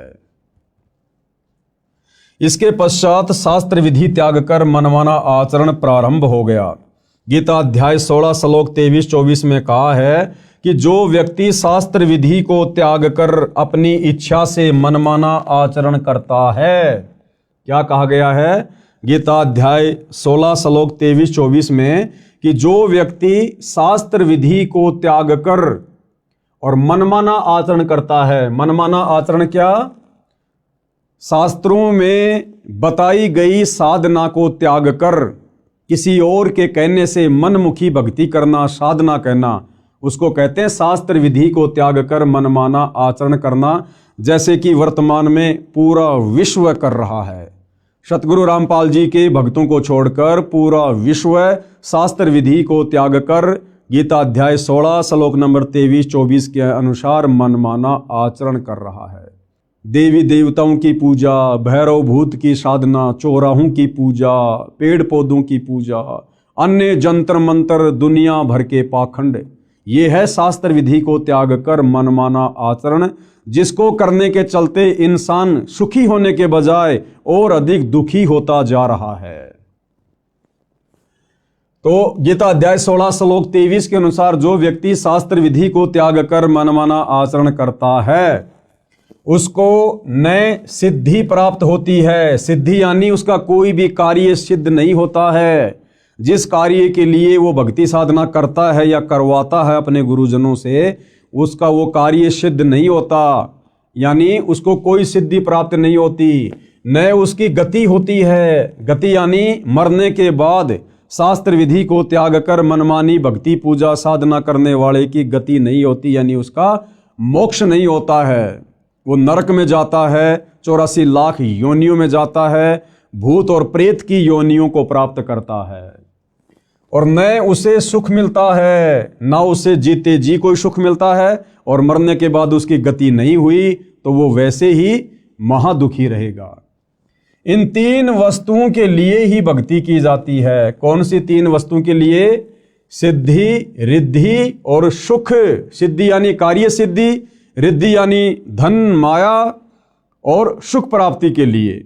और भाई शास्त्र विधि को त्याग कर मनमाना आचरण करने वालों को ये तीनों वस्तुएं प्राप्त नहीं होती हैं। और यदि फिर भी किसी को लगता है कि भैया हम तो यही छोटी मोटी भक्ति कर रहे हैं, जिस भक्ति का ना कोई सिर है, ना कोई पैर है, ना जिसका कोई आधार है, यानी गीता अध्याय 16 श्लोक नंबर 23-24 के अनुसार मनमाना आचरण है कि भाई हम तो यही साधना कर रहे हैं परंपरागत जो हमारे पूर्वज कर रहे थे, फिर भी देखो हमारे को सर्व सुख प्राप्त हैं, तो उस भाई को ये समझना चाहिए कि वो सर्व सुख रिद्धि सिद्धि तुम्हें वर्तमान में की गई भक्ति साधना से प्राप्त नहीं हो रहे। ये तुम्हारे पूर्व जन्मों की भक्ति का प्रतिफल है जो तुम्हें वर्तमान में मिल रहा है। तुम्हारी वर्तमान साधना से तुम्हें कोई किसी प्रकार का लाभ नहीं हो सकता है। ये जब कभी तुम्हें पहले मनुष्य जन्म प्राप्त था और उस समय तुमने जो और जैसी थोड़ी बहुत शास्त्रों के अनुसार सत भक्ति की, उस सत भक्ति के कारण तुम्हारी जो भक्ति कमाई तुम्हारे भक्ति वाले अकाउंट में जमा हो गई थी, वर्तमान मनुष्य जन्म में केवल तुम्हें उसी भक्ति से वो लाभ हो रहे हैं। जिस प्रकार भाइयों और बहनों, आपने लाइट में इन्वर्टर लगाकर बैटरी को फुल चार्ज कर लिया और लाइट अचानक से चली गई, लाइट अचानक से चली गई, आपका इन्वर्टर अभी भी उस पलक में लगा हुआ है, उस पॉइंट में लगा हुआ है जिसमें लाइट नहीं आ रही है, और आपके पंखे भी चल रहे हैं, आपकी बैटरी भी चल रही है, क्योंकि आपका इन्वर्टर काम कर रहा है, भले लाइट चली गई। अब कोई व्यक्ति ये कहे भैया ये तुम्हारी जो लाइट है, तुम्हारी जो पंखे हैं ना, ये लाइट से नहीं चल रहे, बिजली से नहीं चल रहे, क्योंकि बिजली तो आ ही नहीं रही। और वो व्यक्ति कहेगी नहीं, ये लाइट से ही चल रहे हैं, देखो मैंने मेरा इन्वर्टर लाइट में लगा रखा है। भाइयों और बहनों, वर्तमान में लाइट नहीं आ रही है, लेकिन लाइट में चार्जर लगाकर उसने जो बैटरी चार्ज कर रखी थी, उस बैटरी से फिलहाल उसको वो सुविधा मिल रही है, पंखे चल रहे हैं, ट्यूब जल रही है। और जब वो बैटरी डिस्चार्ज हो जाएगी, उस समय उसकी सारी सुविधाएं स्वतः बंद हो जाएगी। ठीक इसी प्रकार भाइयों और बहनों, वर्तमान में सतगुरु रामपाल जी के भक्तों के अलावा पृथ्वी पर कोई भी प्राणी, वो चाहे पृथ्वी लोक में हो चाहे देवलोक में हो, वो शास्त्र अनुकूल सत भक्ति नहीं कर रहे हैं। और फिर भी यदि उन्हें सर्व सुख प्राप्त हैं, तो किसी पूर्व जन्म में उन्होंने जो शास्त्र अनुकूल सत भक्ति की थी, अपनी जो बैटरी चार्ज की थी, आज अपनी खुद की वो बैटरी चार्ज की गई भक्ति कमाई खा रहे हैं, खर्च कर रहे हैं। चाहे कोई सरपंच बना हुआ है, चाहे कोई एमएलए है, एमपी है, मंत्री है, मुख्यमंत्री है, प्रधानमंत्री है या राष्ट्रपति है, जो व्यक्ति वर्तमान में सतगुरु रामपाल जी को सतगुरु धारण करके सत भक्ति नहीं कर रहा है, वो व्यक्ति अपने पूर्व जन्मों की भक्ति मलाई खा रहा है, खर्च कर रहा है। और एक दिन वो बैटरी डिस्चार्ज होगी और फिर उस व्यक्ति के ऊपर वो समस्त आपत्तियां, आपदाएं आनी शुरू हो जाएंगी, जो एक भक्तिहीन प्राणी के ऊपर ऑलरेडी आ रही है। इसलिए भाइयों और बहनों, सत भक्ति रूपी चार्जर वर्तमान में पूरी पृथ्वी पर केवल सतगुरु रामपाल जी के पास में है।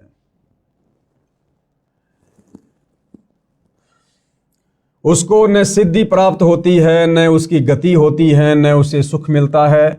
इन तीन वस्तुओं के लिए ही भक्ति की जाती है। संत गरीबदास जी ने सूक्ष्म वेद में कहा है, आदि सनातन पंथ हमारा, जानत नहीं इसे संसारा। अब ये आदरणीय गरीबदास जी कौन है, इनका सूक्ष्म वेद क्या है, ये सारी जानकारी आपको आगे इसी पुस्तक में मिलेगी। संत गरीबदास जी ने सूक्ष्म वेद में कहा है, आदि सनातन पंथ हमारा और जानत नहीं इसे संसारा। सट दर्शन सब खटपट होई, हमरा पंथ ना पावे कोई। सट दर्शन सब खटपट होई, सट दर्शनी साधु, ये गिरी, पुरी, नागा, वैष्णव, ओगट, इस प्रकार के जो संप्रदाय हैं, इनको सट दर्शनी साधु कहा जाता है। कहते हैं ये तो केवल उआबाई बक रहे हैं, उल्टी साधना कर रहे हैं, मनमाना आचरण कर रहे हैं। इन सट दर्शनी साधु संतों की, इन पंथों की साधना शास्त्रों के अनुसार नहीं है। हमरा पंथ ना पावे कोई। आदरणीय गरीबदास जी कह रहे हैं कि हमारे पंथ में जो शास्त्र अनुकूल साधना है, उसको कोई प्राप्त नहीं कर पा रहा है। इन पंथों से वह पंथ अलैदा, इन सट दर्शनी पंथों से उस परमपिता परमेश्वर का, अक्षर पुरुष का, सत्य पुरुष का जो पंथ है, जो भक्ति मार्ग है, वो अलग है, क्योंकि वो पांचवें वेद सूक्ष्म वेद के ऊपर आधारित है। और पंथों बीच सब ज्ञान है बैदा, और बाकी जितने भी पंथ हैं, धर्म है, उनमें जो ज्ञान है वो बैदा यानी बेकार है, व्यर्थ है, उससे मुक्ति नहीं हो सकती, लक 84 से पीछा नहीं छूट सकता। अर्थात हमारा आदि सनातन पंथ है, जिसको संसार के व्यक्ति नहीं जानते। वह आदि सनातन पंथ सब पंथों से भिन्न है। गीता अध्याय 17 श्लोक 23 में कहा है कि पूरा यानी सृष्टि की आदि में यानी शुरुआत में जिस ब्राह्मण यानी सच्चिदानंद घन ब्रह्म की साधना 3 नामों ओम तत् सत वाली की जाती थी, जो 3 विधि से सुमरण किया जाता है, सब ब्राह्मण यानी भगत यानी साधक उसी वेद जिसमें ये 3 नाम का मंत्र लिखा है उसके आधार से यज्ञ साधना करते थे। विशेष ये 3 नाम मंत्र 4 वेदों में नहीं है, केवल सूक्ष्म वेद में है, 5वें वेद में है।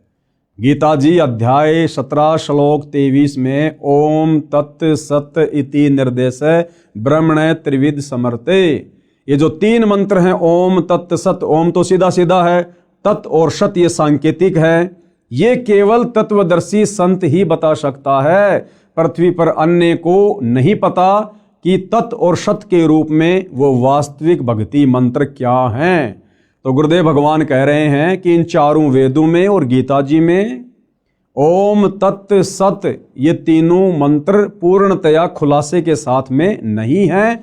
उसको देने के लिए स्वयं पूर्ण ब्रह्म परमात्मा अक्षर पुरुष ब्रह्म सत्य पुरुष तत्वदर्शी संत के रूप में धरती पर प्रकट होकर ये ज्ञान देता है, जिसके विषय में आगे हम गीता जी में पढ़ेंगे। जिसमें ये 3 नाम का मंत्र लिखा है उसके आधार से यज्ञ साधना करते थे। विशेष ये 3 नाम मंत्र 4 वेदों में नहीं है, ये 3 नाम मंत्र 4 वेदों में नहीं है, गीता जी में नहीं है, मुसलमानों की तौरा जबूर इंजिल और हदीसों में नहीं है, कुरान शरीफ में, कुरान मजीद में नहीं है, गुरु ग्रंथ साहिब में नहीं है, बाइबल में नहीं है। और इन 3 नामों को प्राप्त किए बिना भाई और बहनों हमारी पूर्ण मुक्ति नहीं हो सकती। हम सदा सदा के लिए काललोक से बाहर नहीं निकल सकते, उस सनातन परम धाम को प्राप्त नहीं कर सकते। अब आगे भाई और बहनों हमने बहुत ही सावधानी से इन विषयों को समझने की आवश्यकता है, क्योंकि अभी हम इस पुस्तक की भूमिका को पढ़ रहे हैं और भूमिका को समझे बिना हमें आगे पुस्तक समझ में नहीं आएगी। अब विशेषकर हिंदू समाज में एक शब्द बड़ा प्रचलित है, हर कोई कहेगा हम तो सनातनी हैं, हम सनातनी हैं, हमारा सनातन धर्म है, सनातन धर्म है।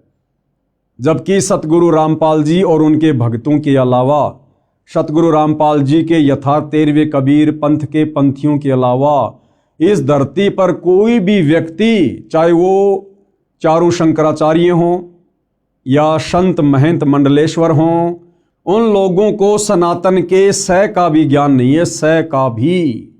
ये सनातन क्या है, सनातनी धर्म क्या है, सनातनी पूजा क्या है, अब आपको विस्तार से सुनने और समझने को मिलेगा।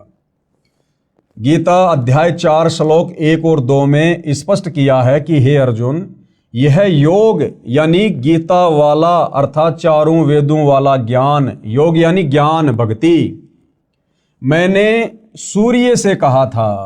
बहुत सारे भाई बहन अपनी नासमझी के चलते, अपने आधे अधूरे आध्यात्मिक ज्ञान के चलते गीता जी के अध्याय 4 श्लोक 1 और 2 में जो स्पष्ट किया गया है कि हे अर्जुन, ये योग यानी ज्ञान, गीता वाला ज्ञान अर्थात 4 वेदों वाला ज्ञान, क्योंकि ये जो गीता जी है ये 4 वेदों का सार है, 4 वेदों का निष्कर्ष है।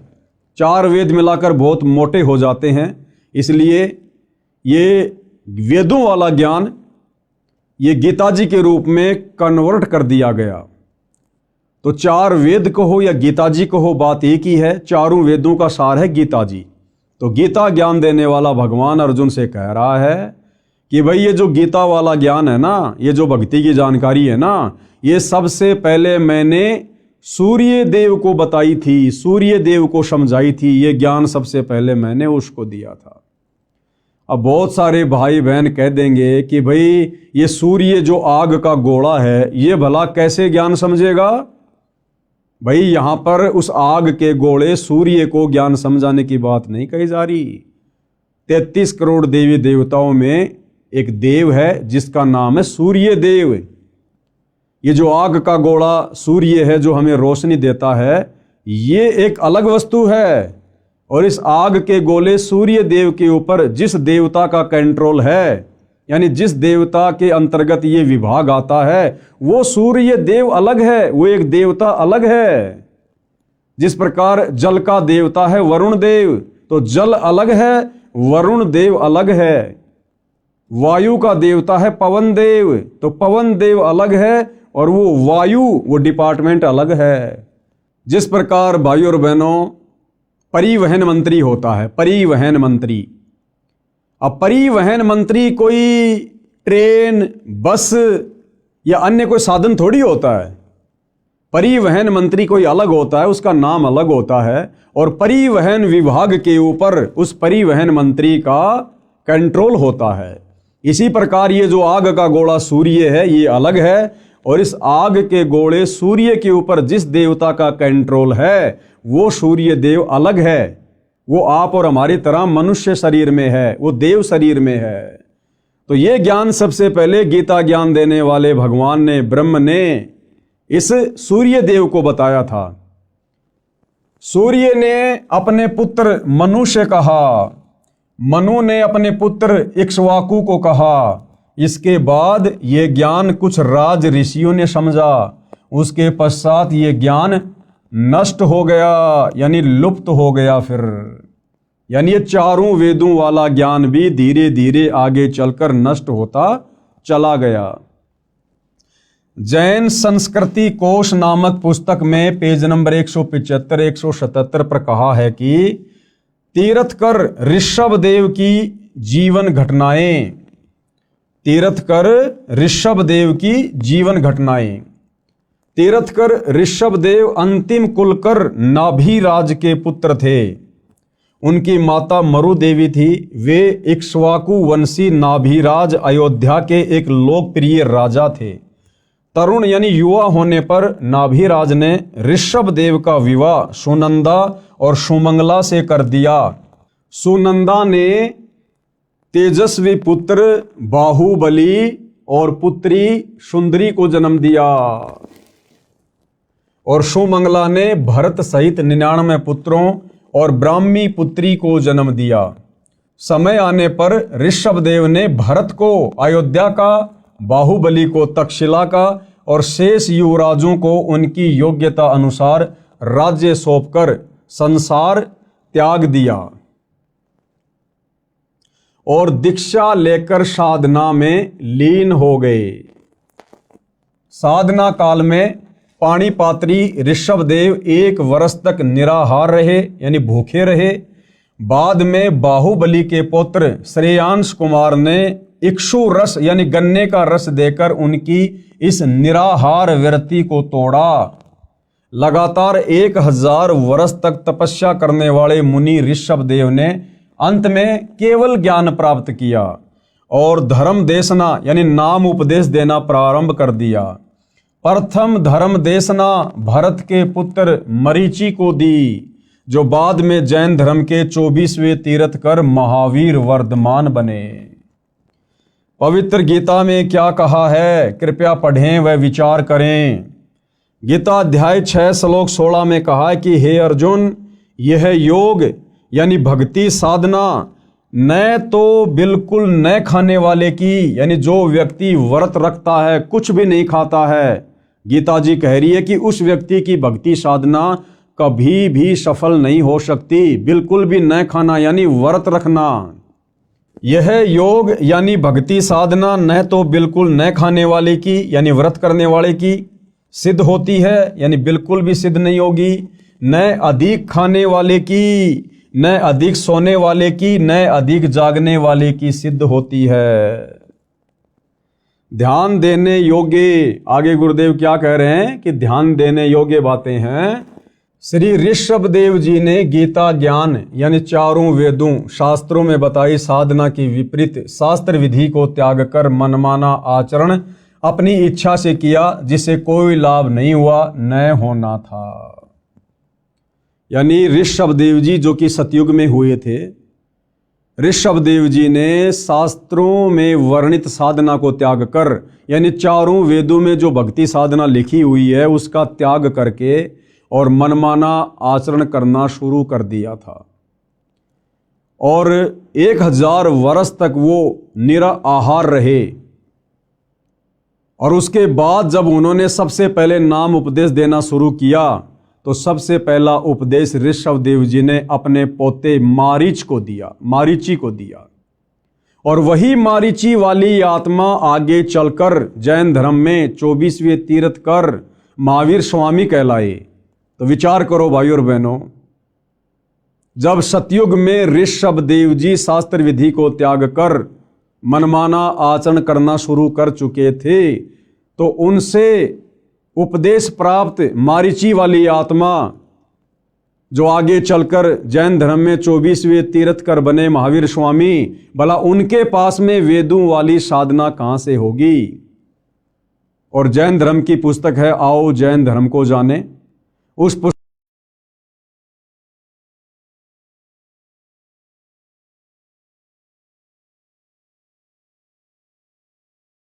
63 पाखंड मत यानी शास्त्र विधि को त्याग के मनमाना आचरण। श्री ऋषभ देव जी ने गीता ज्ञान यानी चारों वेदों में बताई साधना के विपरीत शास्त्र विधि को त्याग कर मनमाना आचरण अपनी इच्छा से किया, जिससे कोई लाभ नहीं हुआ, ना होना था।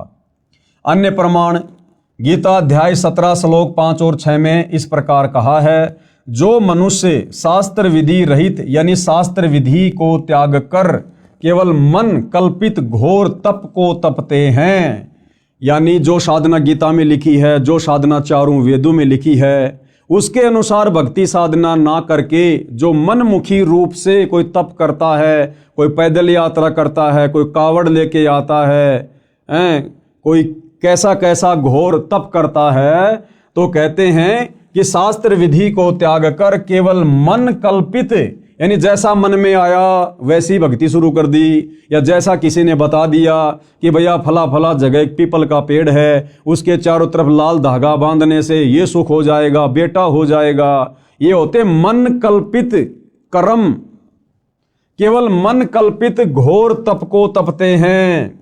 वे शरीर में प्राणियों व कमल चक्रों में विराजमान शक्तियों को तथा हृदय में स्थित मुझको भी दुखी करने वाले हैं, वो कृष करते हैं। उन अज्ञानियों को तू आसुर स्वभाव के जान। भाई गीता ज्ञान देने वाला भगवान हिंदू भाई बहनों को विशेष तौर पर समझना चाहिए। ये गीता जी का ज्ञान पढ़ाया जा रहा आपको, कौन सा अध्याय है, कौन सा श्लोक है, आगे चलकर आपको गीता प्रेस गोरखपुर से प्रकाशित उस गीता के पेज भी दिखाए जाएंगे आपकी संतुष्टि के लिए। तो गीता का ज्ञान देने वाला भगवान खुद कह रहा है कि जो व्यक्ति चारों वेदों में और गीता जी में जो साधना करनी चाहिए, जो लिखी हुई है, उस साधना को ना करके और मन कल्पित घोर तप करते हैं, यानी कावड़ लाना, पैदल यात्रा करना, बद्रीनाथ जाना, केदारनाथ जाना, अन्य घोर साधना करना, कहते हैं उस व्यक्ति को तू राक्षस स्वभाव का जान, आसुर प्रवृत्ति का। और गीता ज्ञान देने वाला कह रहा है कि ऐसे प्राणी इस मनुष्य शरीर में विराजमान कमल दल में देवी देवताओं को भी दुखी करते हैं। और गीता ज्ञान दाता कहता कि ऐसे आसुर स्वभाव वाले प्राणी मुझको भी दुखी करते हैं, और ऐसे व्यक्तियों को तो शरीर छोड़ने के बाद में मैं घोर नरक में डालता हूं, नरक में। गीता अध्याय 17 श्लोक 5 और 6 में इस प्रकार कहा है, जो मनुष्य शास्त्र विधि रहित यानी शास्त्र विधि को त्याग कर केवल मन कल्पित घोर तप को तपते हैं, वे शरीर में प्राणियों व कमल चक्रों में विराजमान शक्तियों को तथा हृदय में स्थित मुझको भी दुखी करने वाले हैं, वो कृष करने वाले हैं। उन अज्ञानियों को तू आसुर स्वभाव के जान, यानी राक्षस प्रवृत्ति वाला जान उनको। उपरोक्त गीता शास्त्र के उल्लेख से स्पष्ट हो जाता है कि इक्ष्वाकु वंशी नाभिराज तक यानी सत्य युग में लगभग 1,00,000 वर्ष तक वेदों यानी गीता वाले ज्ञान अनुसार पूजा की जाती थी। यानी सतयुग में जिस समय अयोध्या के राजा नाभिराज थे, उस समय शास्त्रों के अनुसार साधना की जाती थी। लेकिन नाभिराज के बाद जब अयोध्या के राजा ऋषभ देव जी बने, तो ऋषभ देव जी ने ये चारों वेदों वाली साधना को त्याग दिया था और मनमाना आचरण करना शुरू कर दिया था। उपरोक्त गीता शास्त्र के उल्लेख से स्पष्ट हो जाता है कि इक्ष्वाकु वंशी नाभिराज तक यानी सतयुग में लगभग 1,00,000 वर्ष तक वेदों यानी गीता वाले ज्ञान अनुसार पूजा की जाती थी। उसके पुत्र ऋषभदेव जी से यानी नाभिराज के पुत्र ऋषभदेव जी से शास्त्र विधि त्याग कर मनमाना आचरण प्रारंभ हुआ। यानी जैन भाई जिसे अपना प्रथम तीर्थकर कहते हैं ऋषभदेव, उस ऋषभदेव ने सतयुग से ही चारों वेदों वाली साधना को छोड़कर मनमुखी साधना शुरू कर दी थी। तो गुरुदेव भगवान का कहने का मतलब है कि जब तुम्हारे प्रथम तीर्थकर ऋषभदेव ने सतयुग में ही मनमाना आचरण करना शुरू कर दिया था, जिस भक्ति के करने से ना सिद्धि मिलती है, ना रिद्धि मिलती है, ना सुख होता है, ना मोक्ष होता है, तो वर्तमान के जैन भाई महावीर स्वामी को अपना परमात्मा मानकर, भगवान मानकर जो साधना कर रहे हैं, उस साधना से तो जैन समाज के भाई बंधु लाख जन्म भी सुख और मोक्ष प्राप्त नहीं कर सकते। और श्री महावीर स्वामी जी तो वैसे ही 363 और नए नए पाखंड मत चलाकर चले गए, जैसे नंगा रहना, मुंह के ऊपर पट्टी बांधना, नंगे पैर रहना, ये इस प्रकार के 363 पाखंड मत चलाकर चले गए थे। सूर्य अस्त होने से पहले भोजन कर लेना, प्याज लहसुन का प्रयोग नहीं कर लेना, ये पाखंड मत में आते हैं जो महावीर स्वामी जी ने शुरू किए। और सनातनी पूजा का अंत हुआ, यानी सतयुग में जब से ऋषभदेव जी ने शास्त्र विधि को त्याग कर मनमानी साधना शुरू की, उसी समय से सनातनी पूजा का अंत हुआ, उसी समय से सनातनी पूजा समाप्त हो गई थी।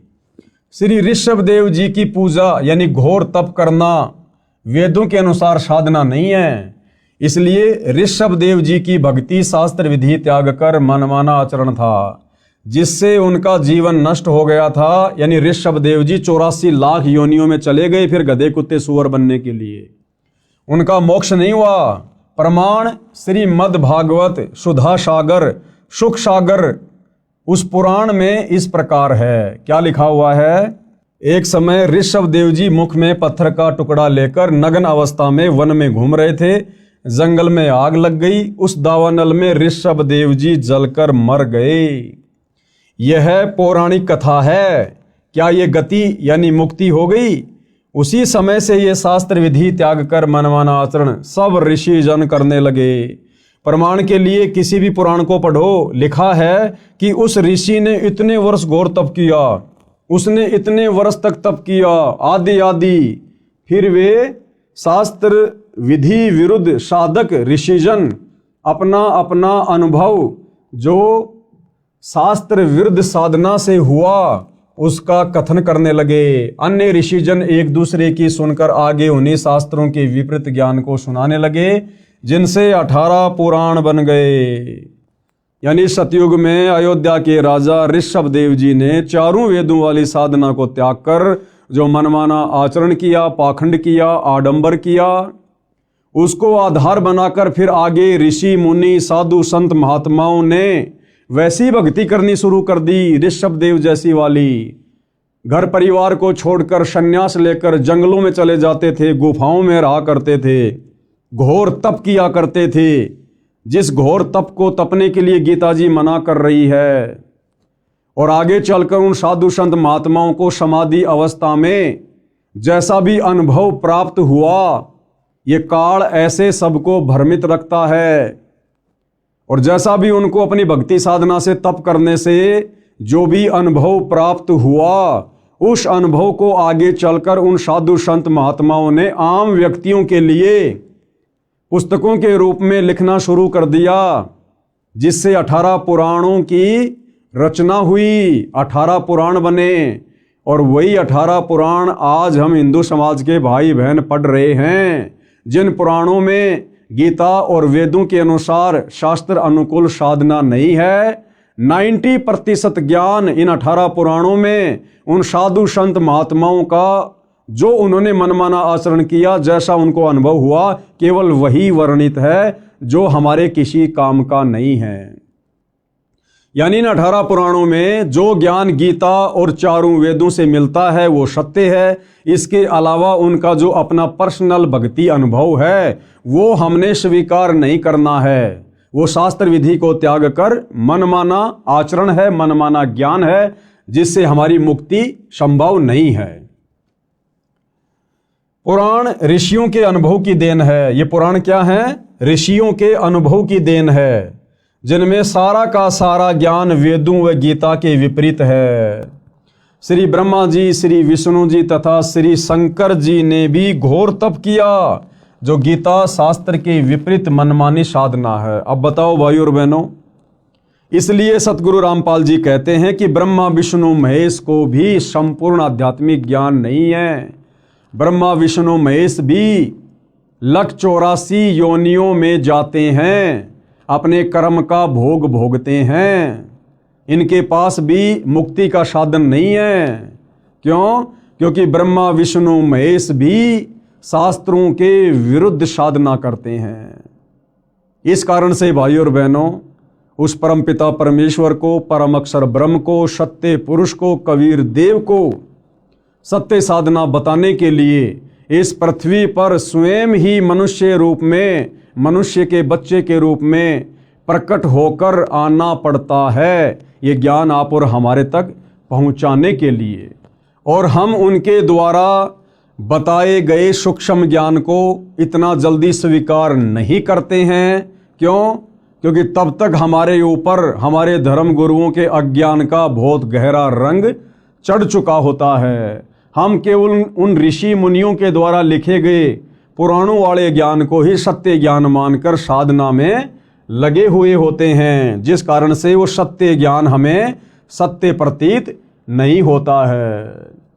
वर्तमान में सनातन धर्म का नाम वैदिक धर्म तथा हिंदू धर्म भी प्रचलित है। यानी सनातन धर्म को ही वैदिक धर्म कहते हैं और हिंदू धर्म भी उसी को कहा जाता है। आदि शंकराचार्य जी ने देवी देवताओं की पूजा का विधान बताया और पुराणों के ज्ञान को सनातन धर्म यानी हिंदू धर्म में दृढ़ता के साथ प्रवेश कर दिया।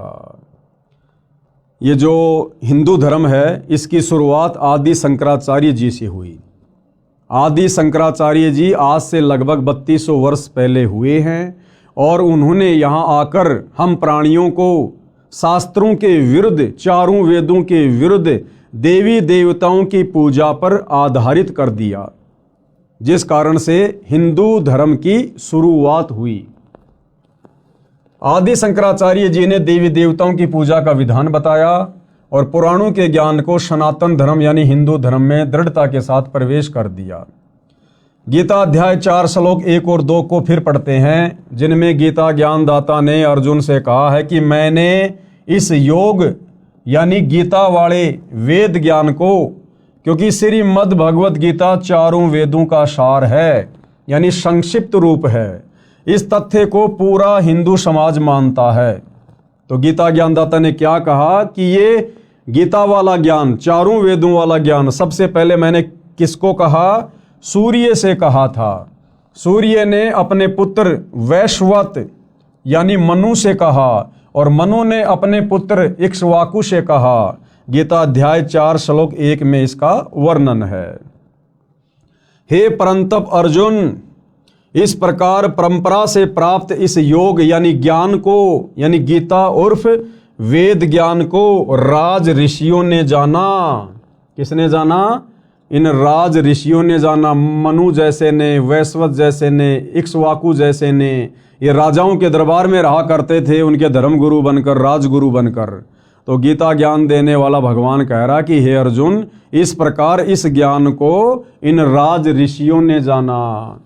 हे परंतप अर्जुन, इस प्रकार परंपरा से प्राप्त इस योग को यानी गीता उर्फ वेद ज्ञान को राज ऋषियों ने जाना, किंतु उसके बाद वह योग यानी वेद ज्ञान बहुत समय से इस पृथ्वी लोक में नष्ट हो गया यानी लुप्त हो गया। गीता अध्याय 4 श्लोक 2 में ऐसा वर्णन है। ध्यान दें तो श्लोक 2 के मूल पाठ में नष्ट शब्द है, जिसका अर्थ नष्ट हो गया सटीक अर्थ है। राजा नाभिराज तक सतयुग लगभग 1 लाख वर्ष व्यतीत हो चुका था। यानी जिस समय सतयुग की शुरुआत में राजा नाभिराज अयोध्या के राजा थे, वो लगभग 1 लाख वर्ष तक अयोध्या के राजा रहे। उस समय तक ये शास्त्रों के अनुसार साधना होती थी, सनातनी पूजा होती थी, चारों वेदों के अनुसार साधना होती थी। और नाभिराज के बाद यानी सतयुग की शुरुआत के 1 लाख वर्ष बाद फिर ये ज्ञान धीरे धीरे नष्ट होना शुरू हो गया। राजा नाभिराज तक सतयुग लगभग 1 लाख वर्ष व्यतीत हो गया था। गीता का ज्ञान द्वापर के अंत में यानी कलयुग से लगभग 100 वर्ष पहले बोला गया था। गीता जी का ज्ञान कब बोला गया? कलयुग की शुरुआत से 100 वर्ष पहले यानी द्वापर युग के अंत में, यानी जिस समय सतयुग में नाभिराज अयोध्या के राजा थे उसके लगभग 38 या 39 लाख वर्ष बाद द्वापर के लास्ट में गीता जी का ज्ञान बोला गया। अब भाइयों और बहनों, सतयुग की शुरुआत में 1 लाख वर्ष तक वेदों के अनुसार साधना होती थी और द्वापर के अंत तक यानी बीच में जो ये 39 लाख वर्ष का समय है, इस समय केवल शास्त्र विधि को त्याग कर मनमाना आचरण किया जा रहा था, वेदों के विपरीत साधना की जा रही थी। और गीता का ज्ञान बोला गया अब द्वापर के अंत में 39 लाख साल बाद। अब इस गीता में वो वेदों वाला ज्ञान है जो सतगुरु रामपाल जी बता रहे हैं, समझा रहे हैं। तो अब भगत समाज को वो वास्तविक वेदों वाला ज्ञान स्वीकार करने में जो ज्ञान 39 लाख वर्ष तक लुप्त रहा, ना किसी को पता था ना किसी ने बताया, अब सतगुरु रामपाल जी उसी सतयुग वाले वेदों वाले ज्ञान को और वेदों से ऊपर सूक्ष्म वेद के ज्ञान को जब अपने सत्संगों के माध्यम से बताते हैं, समझाते हैं, तो अब किसी भी समाज के व्यक्ति को आसानी से स्वीकार नहीं हो रहा है। सबसे बड़ी विडंबना सतगुरु रामपाल जी के सामने वर्तमान में ये है। ध्यान से पढ़िए भाई और बहनों। राजा नाभिराज तक सतयुग लगभग 1 लाख वर्ष व्यतीत हो गया था। गीता का ज्ञान द्वापर के अंत में यानी कलयुग से लगभग 100 वर्ष पहले बोला गया था। गणित की रीति से नाभिराज के बाद यह गीता का ज्ञान 37,87,900 वर्ष बाद बोला गया है। इस दौरान सब ऋषियों ने वेदों के विपरीत साधना की, यानी 37,87,900 वर्ष तक ये जितने भी साधु संत महात्मा ऋषि जिनके बड़े बड़े हम नाम सुनते हैं, विश्वामित्र जी, वेद व्यास जी, पाराशर ऋषि जी, दुर्वासा ऋषि जी, इन्होंने वेदों के विरुद्ध साधना की, तपस्याएं की, वेद विरुद्ध ज्ञान पर इन्होंने दुनिया को लगाया। गणित की रीति से नाभिराज के बाद यह गीता का ज्ञान 37,87,900 वर्ष बाद बोला गया है। इस दौरान सब ऋषियों ने वेदों के विपरीत साधना की, जिसका प्रमाण तथा परिणाम 18 पुराण है। यानी इन 18 पुराणों में इन साधु संत महात्माओं ऋषियों की जो अपनी थ्योरी है, इन्होंने जो मनमानी साधना की और समाधि अवस्था में जैसा इनको अनुभव हुआ परमात्मा के विषय में, भक्ति के विषय में, उसी का वर्णन इन्होंने पुस्तकों के माध्यम से कर दिया, जिसको 18 पुराण कहा जाता है। यानी 18 पुराणों में कंप्लीट ज्ञान नहीं है, वेदों वाला ज्ञान भी नहीं है, गीता वाला ज्ञान भी नहीं है। ऋषि विशेष के अनुभव ज्यादा हैं जो हमारे किसी काम के नहीं हैं। पुराणों में कोई भी साधना गीता यानी वेदों के अनुसार नहीं है। इन पुराणों में कोई भी साधना वेद या गीता के अनुसार नहीं है। यहां केवल 2 शब्द लिख रहा हूं ताकि बुद्धिमान संकेत समझें। विस्तार से इस पुस्तक में आगे लिखा है। यानी सतगुरु रामपाल जी कहना ये चाहते हैं कि भाई, अगर आपने सत्य आध्यात्मिक ज्ञान समझना है, आपने वेदों वाला ज्ञान और वेदों से ऊपर सूक्ष्म वेद का ज्ञान समझना है, अपने मनुष्य जन्म को भक्ति करके सफल करना है, अपना मोक्ष करवाना है, दुखों से छुटकारा प्राप्त करना है, और जब तक हम यहाँ रहेंगे तब तक आपको सुख प्राप्त करना है, तो आपने बहुत ही धैर्य पूर्वक इस सत्य ज्ञान को जो वर्तमान में सतगुरु रामपाल जी के द्वारा बताया जा रहा है, समझाया जा रहा है सत्संगों के माध्यम से या पुस्तकों में लिखकर, उसको बहुत ही धैर्यपूर्वक और निष्पक्ष होकर सुनने और समझने की आवश्यकता है। प्रमाण गीता के विपरीत साधना का गीता अध्याय 9 श्लोक 25 में कहा है कि जो पितर पूजता है पितरों को प्राप्त होगा। गीता अध्याय 9 श्लोक 25 में लिखा है कि जो व्यक्ति पितरों की पूजा करता है वो पितरों को प्राप्त होगा। यानी हम जो अपने बाप दादाओं के श्राद्ध निकालते हैं, ये पितृ पूजा है, ये भूत पूजा है। हमारे पूर्वज शास्त्रों के विरुद्ध साधना करके वो पितृ बन गए, जिनके हम श्राद्ध निकाल रहे हैं वो भूत बने हुए हैं। तो यदि हम गीता अध्याय 9 श्लोक 25 के अनुसार पितृ पूजा करेंगे, भूतों की पूजा करेंगे, श्राद्ध निकालेंगे, समाधि पूजेंगे, तो हम अपने पूर्वजों के पास चले जाएंगे जो भूत बने हुए हैं, जो पितृ बने हुए हैं। और पितृ तो वैसे महादुखी, तो भला कैसे हमारी मुक्ति होगी। इसलिए हमने बहुत ही धैर्यपूर्वक संत रामपाल जी के ज्ञान को सुनना और समझना पड़ेगा। गीता अध्याय 9 श्लोक 25 में कहा है कि जो पितृ पूजता है पितरों को प्राप्त होगा, यानी वो पितृ बनेगा। भूत पूजने वाला भूतों को प्राप्त होगा, यानी भूत बनेगा। और देवताओं को पूजने वाला देवताओं को प्राप्त होगा, यानी देवताओं के पास जाएगा। और मेरा भगत मुझे प्राप्त होगा। और जो देवताओं की पूजा करेंगे वो देवताओं के लोक में जाएंगे, देवताओं के लोक में जाकर उनके नौकर बनेंगे, उनके गण बनेंगे। और गीता ज्ञानदाता कहता है कि जो मेरी पूजा करेगा, इसकी पूजा गीता अध्याय 8 श्लोक नंबर 13 में लिखी हुई है कि ओम इति एक अक्षर ब्रह्म व्यवहारण माम अनुस्मरण ये प्रयाति तजन देहम सयाति परमाम गतम।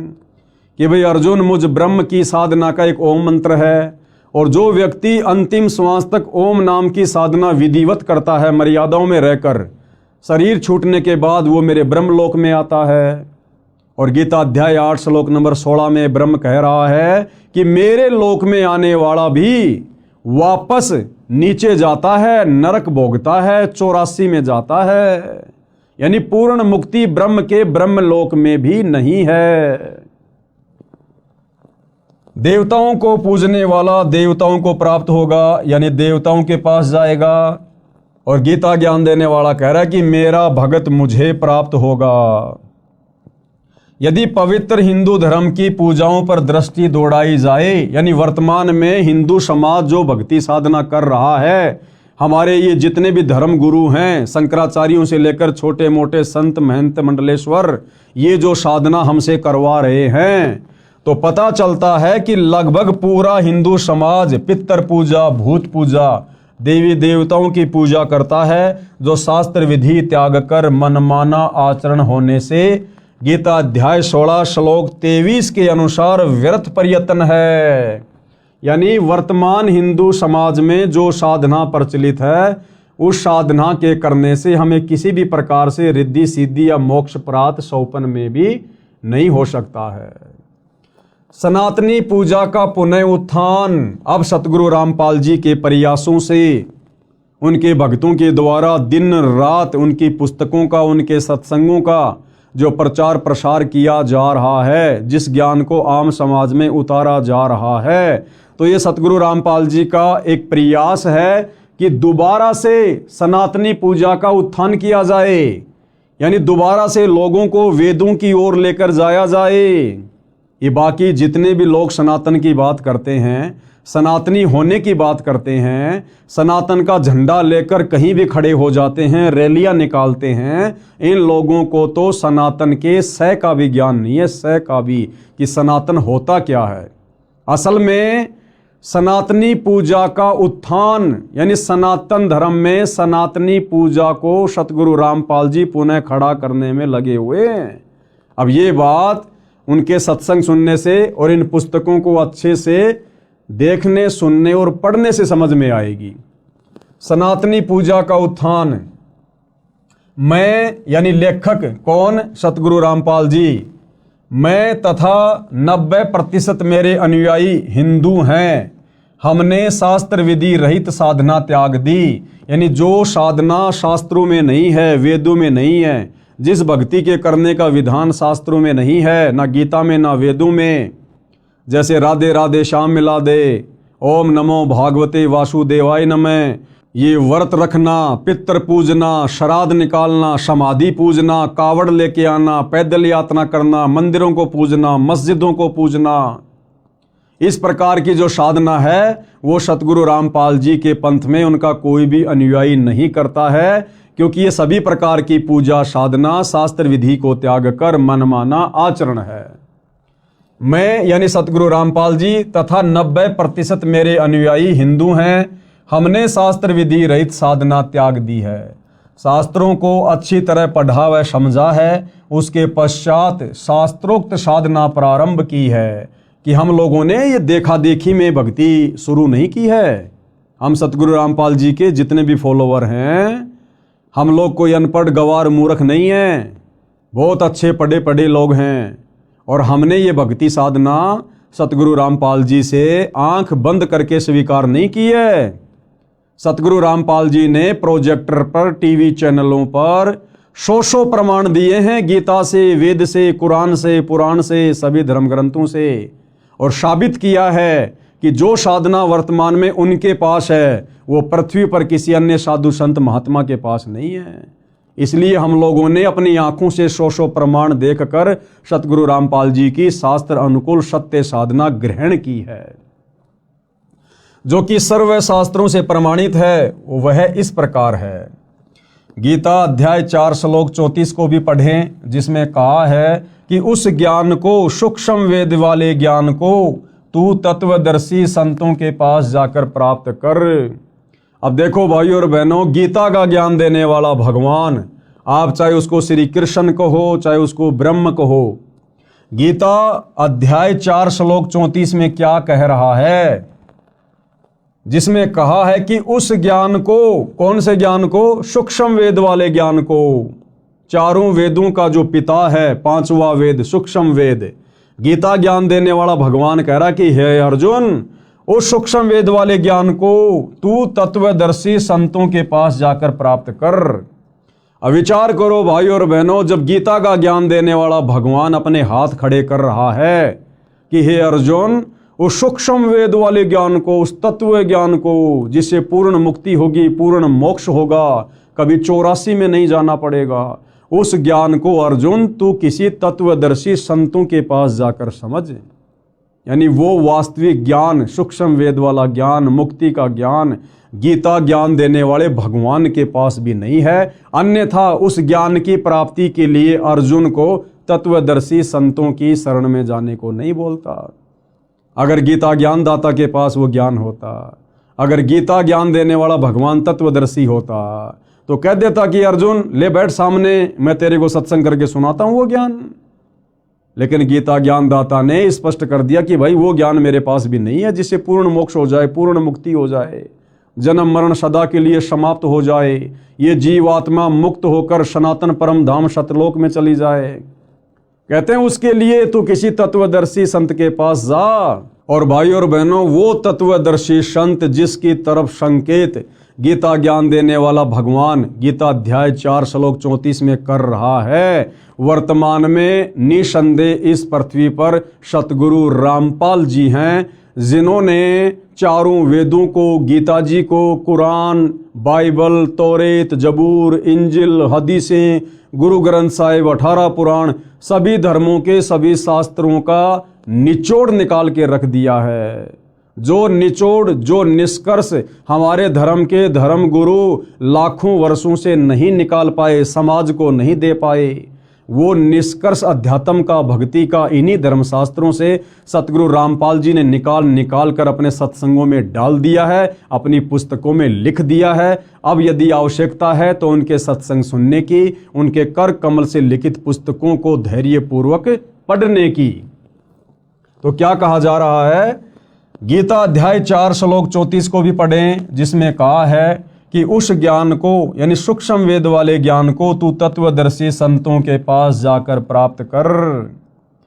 विचारणीय विषय यह है कि तत्व ज्ञान गीता में नहीं है। भाइयों और बहनों, अगर गीता में वो तत्व ज्ञान होता तो गीता ज्ञान देने वाला भगवान ये कभी भी नहीं कहता कि अर्जुन तू उस ज्ञान को तत्वदर्शी संतों के पास जाकर प्राप्त कर। इसलिए यहाँ पर क्या कहा गया है, इसलिए यहाँ पर कहा जा रहा है कि विचारणीय विषय यह है कि तत्व ज्ञान गीता में नहीं है। यदि होता तो गीता ज्ञान देने वाला ये नहीं कहता कि तत्व ज्ञान को तत्वदर्शी संतों से जान। तत्वदर्शी संत के अभाव में मानव समाज मनमाना आचरण करके अपना मानव जीवन नष्ट कर रहा है। इस तत्व ज्ञान के अभाव में सतगुरु रामपाल जी को सतगुरु धारण ना करने के कारण, उनके प्रवचन सत्संग ना सुन पाने के कारण ये भगत समाज अपने अनमोल मनुष्य जीवन को वर्तमान में बर्बाद कर रहा है। भले चाहे कोई अपने आप को कितना ही ज्ञानी समझे, कितना ही बड़ा संस्कृत का ज्ञाता समझे, चाहे वो शंकराचार्य बन के क्यों ना बैठा है, वो व्यक्ति अपने मनुष्य जन्म को तत्वदर्शी संत की शरण के अभाव में नष्ट कर रहा है। और भाई और बहनों, जब ये ज्ञान गीता ज्ञान देने वाले भगवान के पास नहीं है तो यहाँ के शंकराचार्यों के पास में कहाँ से आ जाएगा। और शंकराचार्यों के पास नहीं है तो आम हिंदू समाज में ये ज्ञान कहाँ से आ जाएगा। तो सब लोग शास्त्र विधि को त्याग कर मनमाना आचरण करने में लगे हुए हैं, जिसका नतीजा अंत में नरक भोगना पड़ेगा। 184 योनियों में गधे कुत्ते सूअर के शरीरों में कष्ट उठाना पड़ेगा और युगो युगो यूं ही भूत प्रेत पितर बनकर भटकना पड़ेगा। जब गीता अध्याय 4 श्लोक 34 वाला तत्वदर्शी संत मिल जाता है, वह संपूर्ण अध्यात्म ज्ञान बताता है, जिसको सुन समझकर बुद्धिमान अपनी साधना शास्त्रों के अनुसार करता है, जीवन धन्य कर लेता है, एक धर्म यानी मानव धर्म बन जाता है। और सतगुरु रामपाल जी का नारा है, जब आप उनके कर कमल से लिखित पवित्र पुस्तक ज्ञान गंगा को पढ़ेंगे तो ज्ञान गंगा पुस्तक को खोलने से पहले ऊपर कवर पर लिखा है कि जीव हमारी जाति है और मानव धर्म हमारा। कौन सा? मानव। जीव हमारी जाति है, मानव धर्म हमारा। हिंदू मुस्लिम सिख ईसाई धर्म नहीं कोई न्यारा। संत गरीबदास जी, गांव छुडानी, जिला झज्जर, हरियाणा, भारत ने अपनी अमृतवाणी में कहा है कि गरीब ऐसा निर्मल नाम है, निर्मल करे शरीर, और ज्ञान मंडलीक हैं चकवे ज्ञान कबीर। आदरणीय गरीबदास जी को जब कबीर परमात्मा यानी परम अक्षर ब्रह्म सत्य पुरुष मिले, उनको सतलोक दिखाया, उनको ज्ञान दिया, उनका ज्ञान योग खोला, तो अपने परमपिता परमेश्वर कबीर साहिब की महिमा करते हुए, उनके तत्व ज्ञान का बखान करते हुए गरीबदास जी ने अपनी वाणी में क्या कहा है? गरीब ऐसा निर्मल ज्ञान है कि उस कबीर परमात्मा का ज्ञान ऐसा निर्मल है, ऐसा प्यारा है। निर्मल करे शरीर, यानी जब हम उसके ज्ञान को ग्रहण करके, उनकी शरण ग्रहण करके, उनके द्वारा बताई गई साधना करेंगे तो हमारा शरीर निर्मल होता चला जाएगा, हमारे पाप कर्म उस साधना के करने से कटते चले जाएंगे। और ज्ञान मंडलीक है, उस कबीर परमात्मा के तत्व ज्ञान के अलावा और पृथ्वी पर जो भी ज्ञान है किसी भी साधु संत महात्मा का, कहते हैं वो तो मंडलीक है। मंडलीक यानी क्षेत्रीय ज्ञान है। और ज्ञान मंडलीक है चकवे ज्ञान कबीर। और कबीर जी का जो तत्व ज्ञान है, शास्त्र अनुकूल ज्ञान है, वो तो चकवे यानी जैसे चक्रवर्ती राजा होता है, पूरी पृथ्वी पर उसका साम्राज्य होता है, तो कबीर जी का जो तत्व ज्ञान है उसको चकवे ज्ञान की संज्ञा दी गई है। यानी सारी सृष्टि में केवल कबीर जी का ही ज्ञान सत्य है। अर्थात संत गरीबदास जी ने कहा है कि सच्चा नाम ऐसा कारगर है जो आत्मा को निर्मल कर देता है। अध्यात्म ज्ञान शरीर के कष्ट भी दूर करता है। कबीर साहिब का अध्यात्म ज्ञान चकवे चक्रवर्ती यानी ऑलराउंडर है। अन्य ज्ञान मंडलिक यानी क्षेत्रीय यानी लोक वेद है। संत गरीबदास जी को 10 वर्ष की आयु में परमात्मा सर्वोपरि लोक सनातन परम धाम यानी सत्यलोक से आकर गांव छुडानी जिला झज्जर हरियाणा प्रांत में मिले थे, उनकी आत्मा को ऊपर ले गए जहां परमात्मा रहते हैं। अब भाई और बहनों, वो परमात्मा कौन है, वो दिखने में कैसा है, उस परमात्मा की भक्ति क्या है, उस परमात्मा की प्राप्ति कैसे होगी, इन समस्त बातों का जिक्र हम इस पवित्र पुस्तक हिंदू साहिबान नहीं समझे गीता वेद पुराण इसके अगले एपिसोड यानी वीडियो नंबर 2 में समझेंगे। फिलहाल भाई और बहनों, इस पुस्तक की भूमिका पर हम वीडियो बना रहे हैं। इस पुस्तक का वास्तविक ज्ञान भूमिका समाप्त होने के बाद शुरू होगा। तो सभी से हाथ जोड़कर विनती है, प्रार्थना है, धैर्य पूर्वक आप जी इस पुस्तक पर बन रहे वीडियो को देखते रहिए। निसंदेह परमपिता परमेश्वर कबीर साहेब यानी वर्तमान में जो सतगुरु रामपाल जी के रूप में धरती पर प्रकट हैं, उनके आशीर्वाद से यदि हम उनसे प्रार्थना करते रहेंगे तो अवश्य वे हमें सद्बुद्धि प्रदान करेंगे, हमारा ज्ञान योग खोलेंगे और हम इस अनसुलझे आध्यात्मिक ज्ञान को उनकी विशेष दया से समझते जाएंगे और अपनी आत्मा का कल्याण करवाएंगे। तो भाई और बहनों, गुरुदेव भगवान के आशीर्वाद से आज के इस वीडियो में केवल इतना ही। कल परमपिता परमेश्वर जी के आशीर्वाद से रात्रि 9 बजे सभी भाई बहन दास के फेसबुक पेज पवन दास इस लाइव के ऊपर लाइव जुड़िए। तब तक गुरुदेव भगवान हम सबको आज्ञा दें, आशीर्वाद दें। बंदी छोड़ सतगुरु रामपाल जी भगवान की जय हो।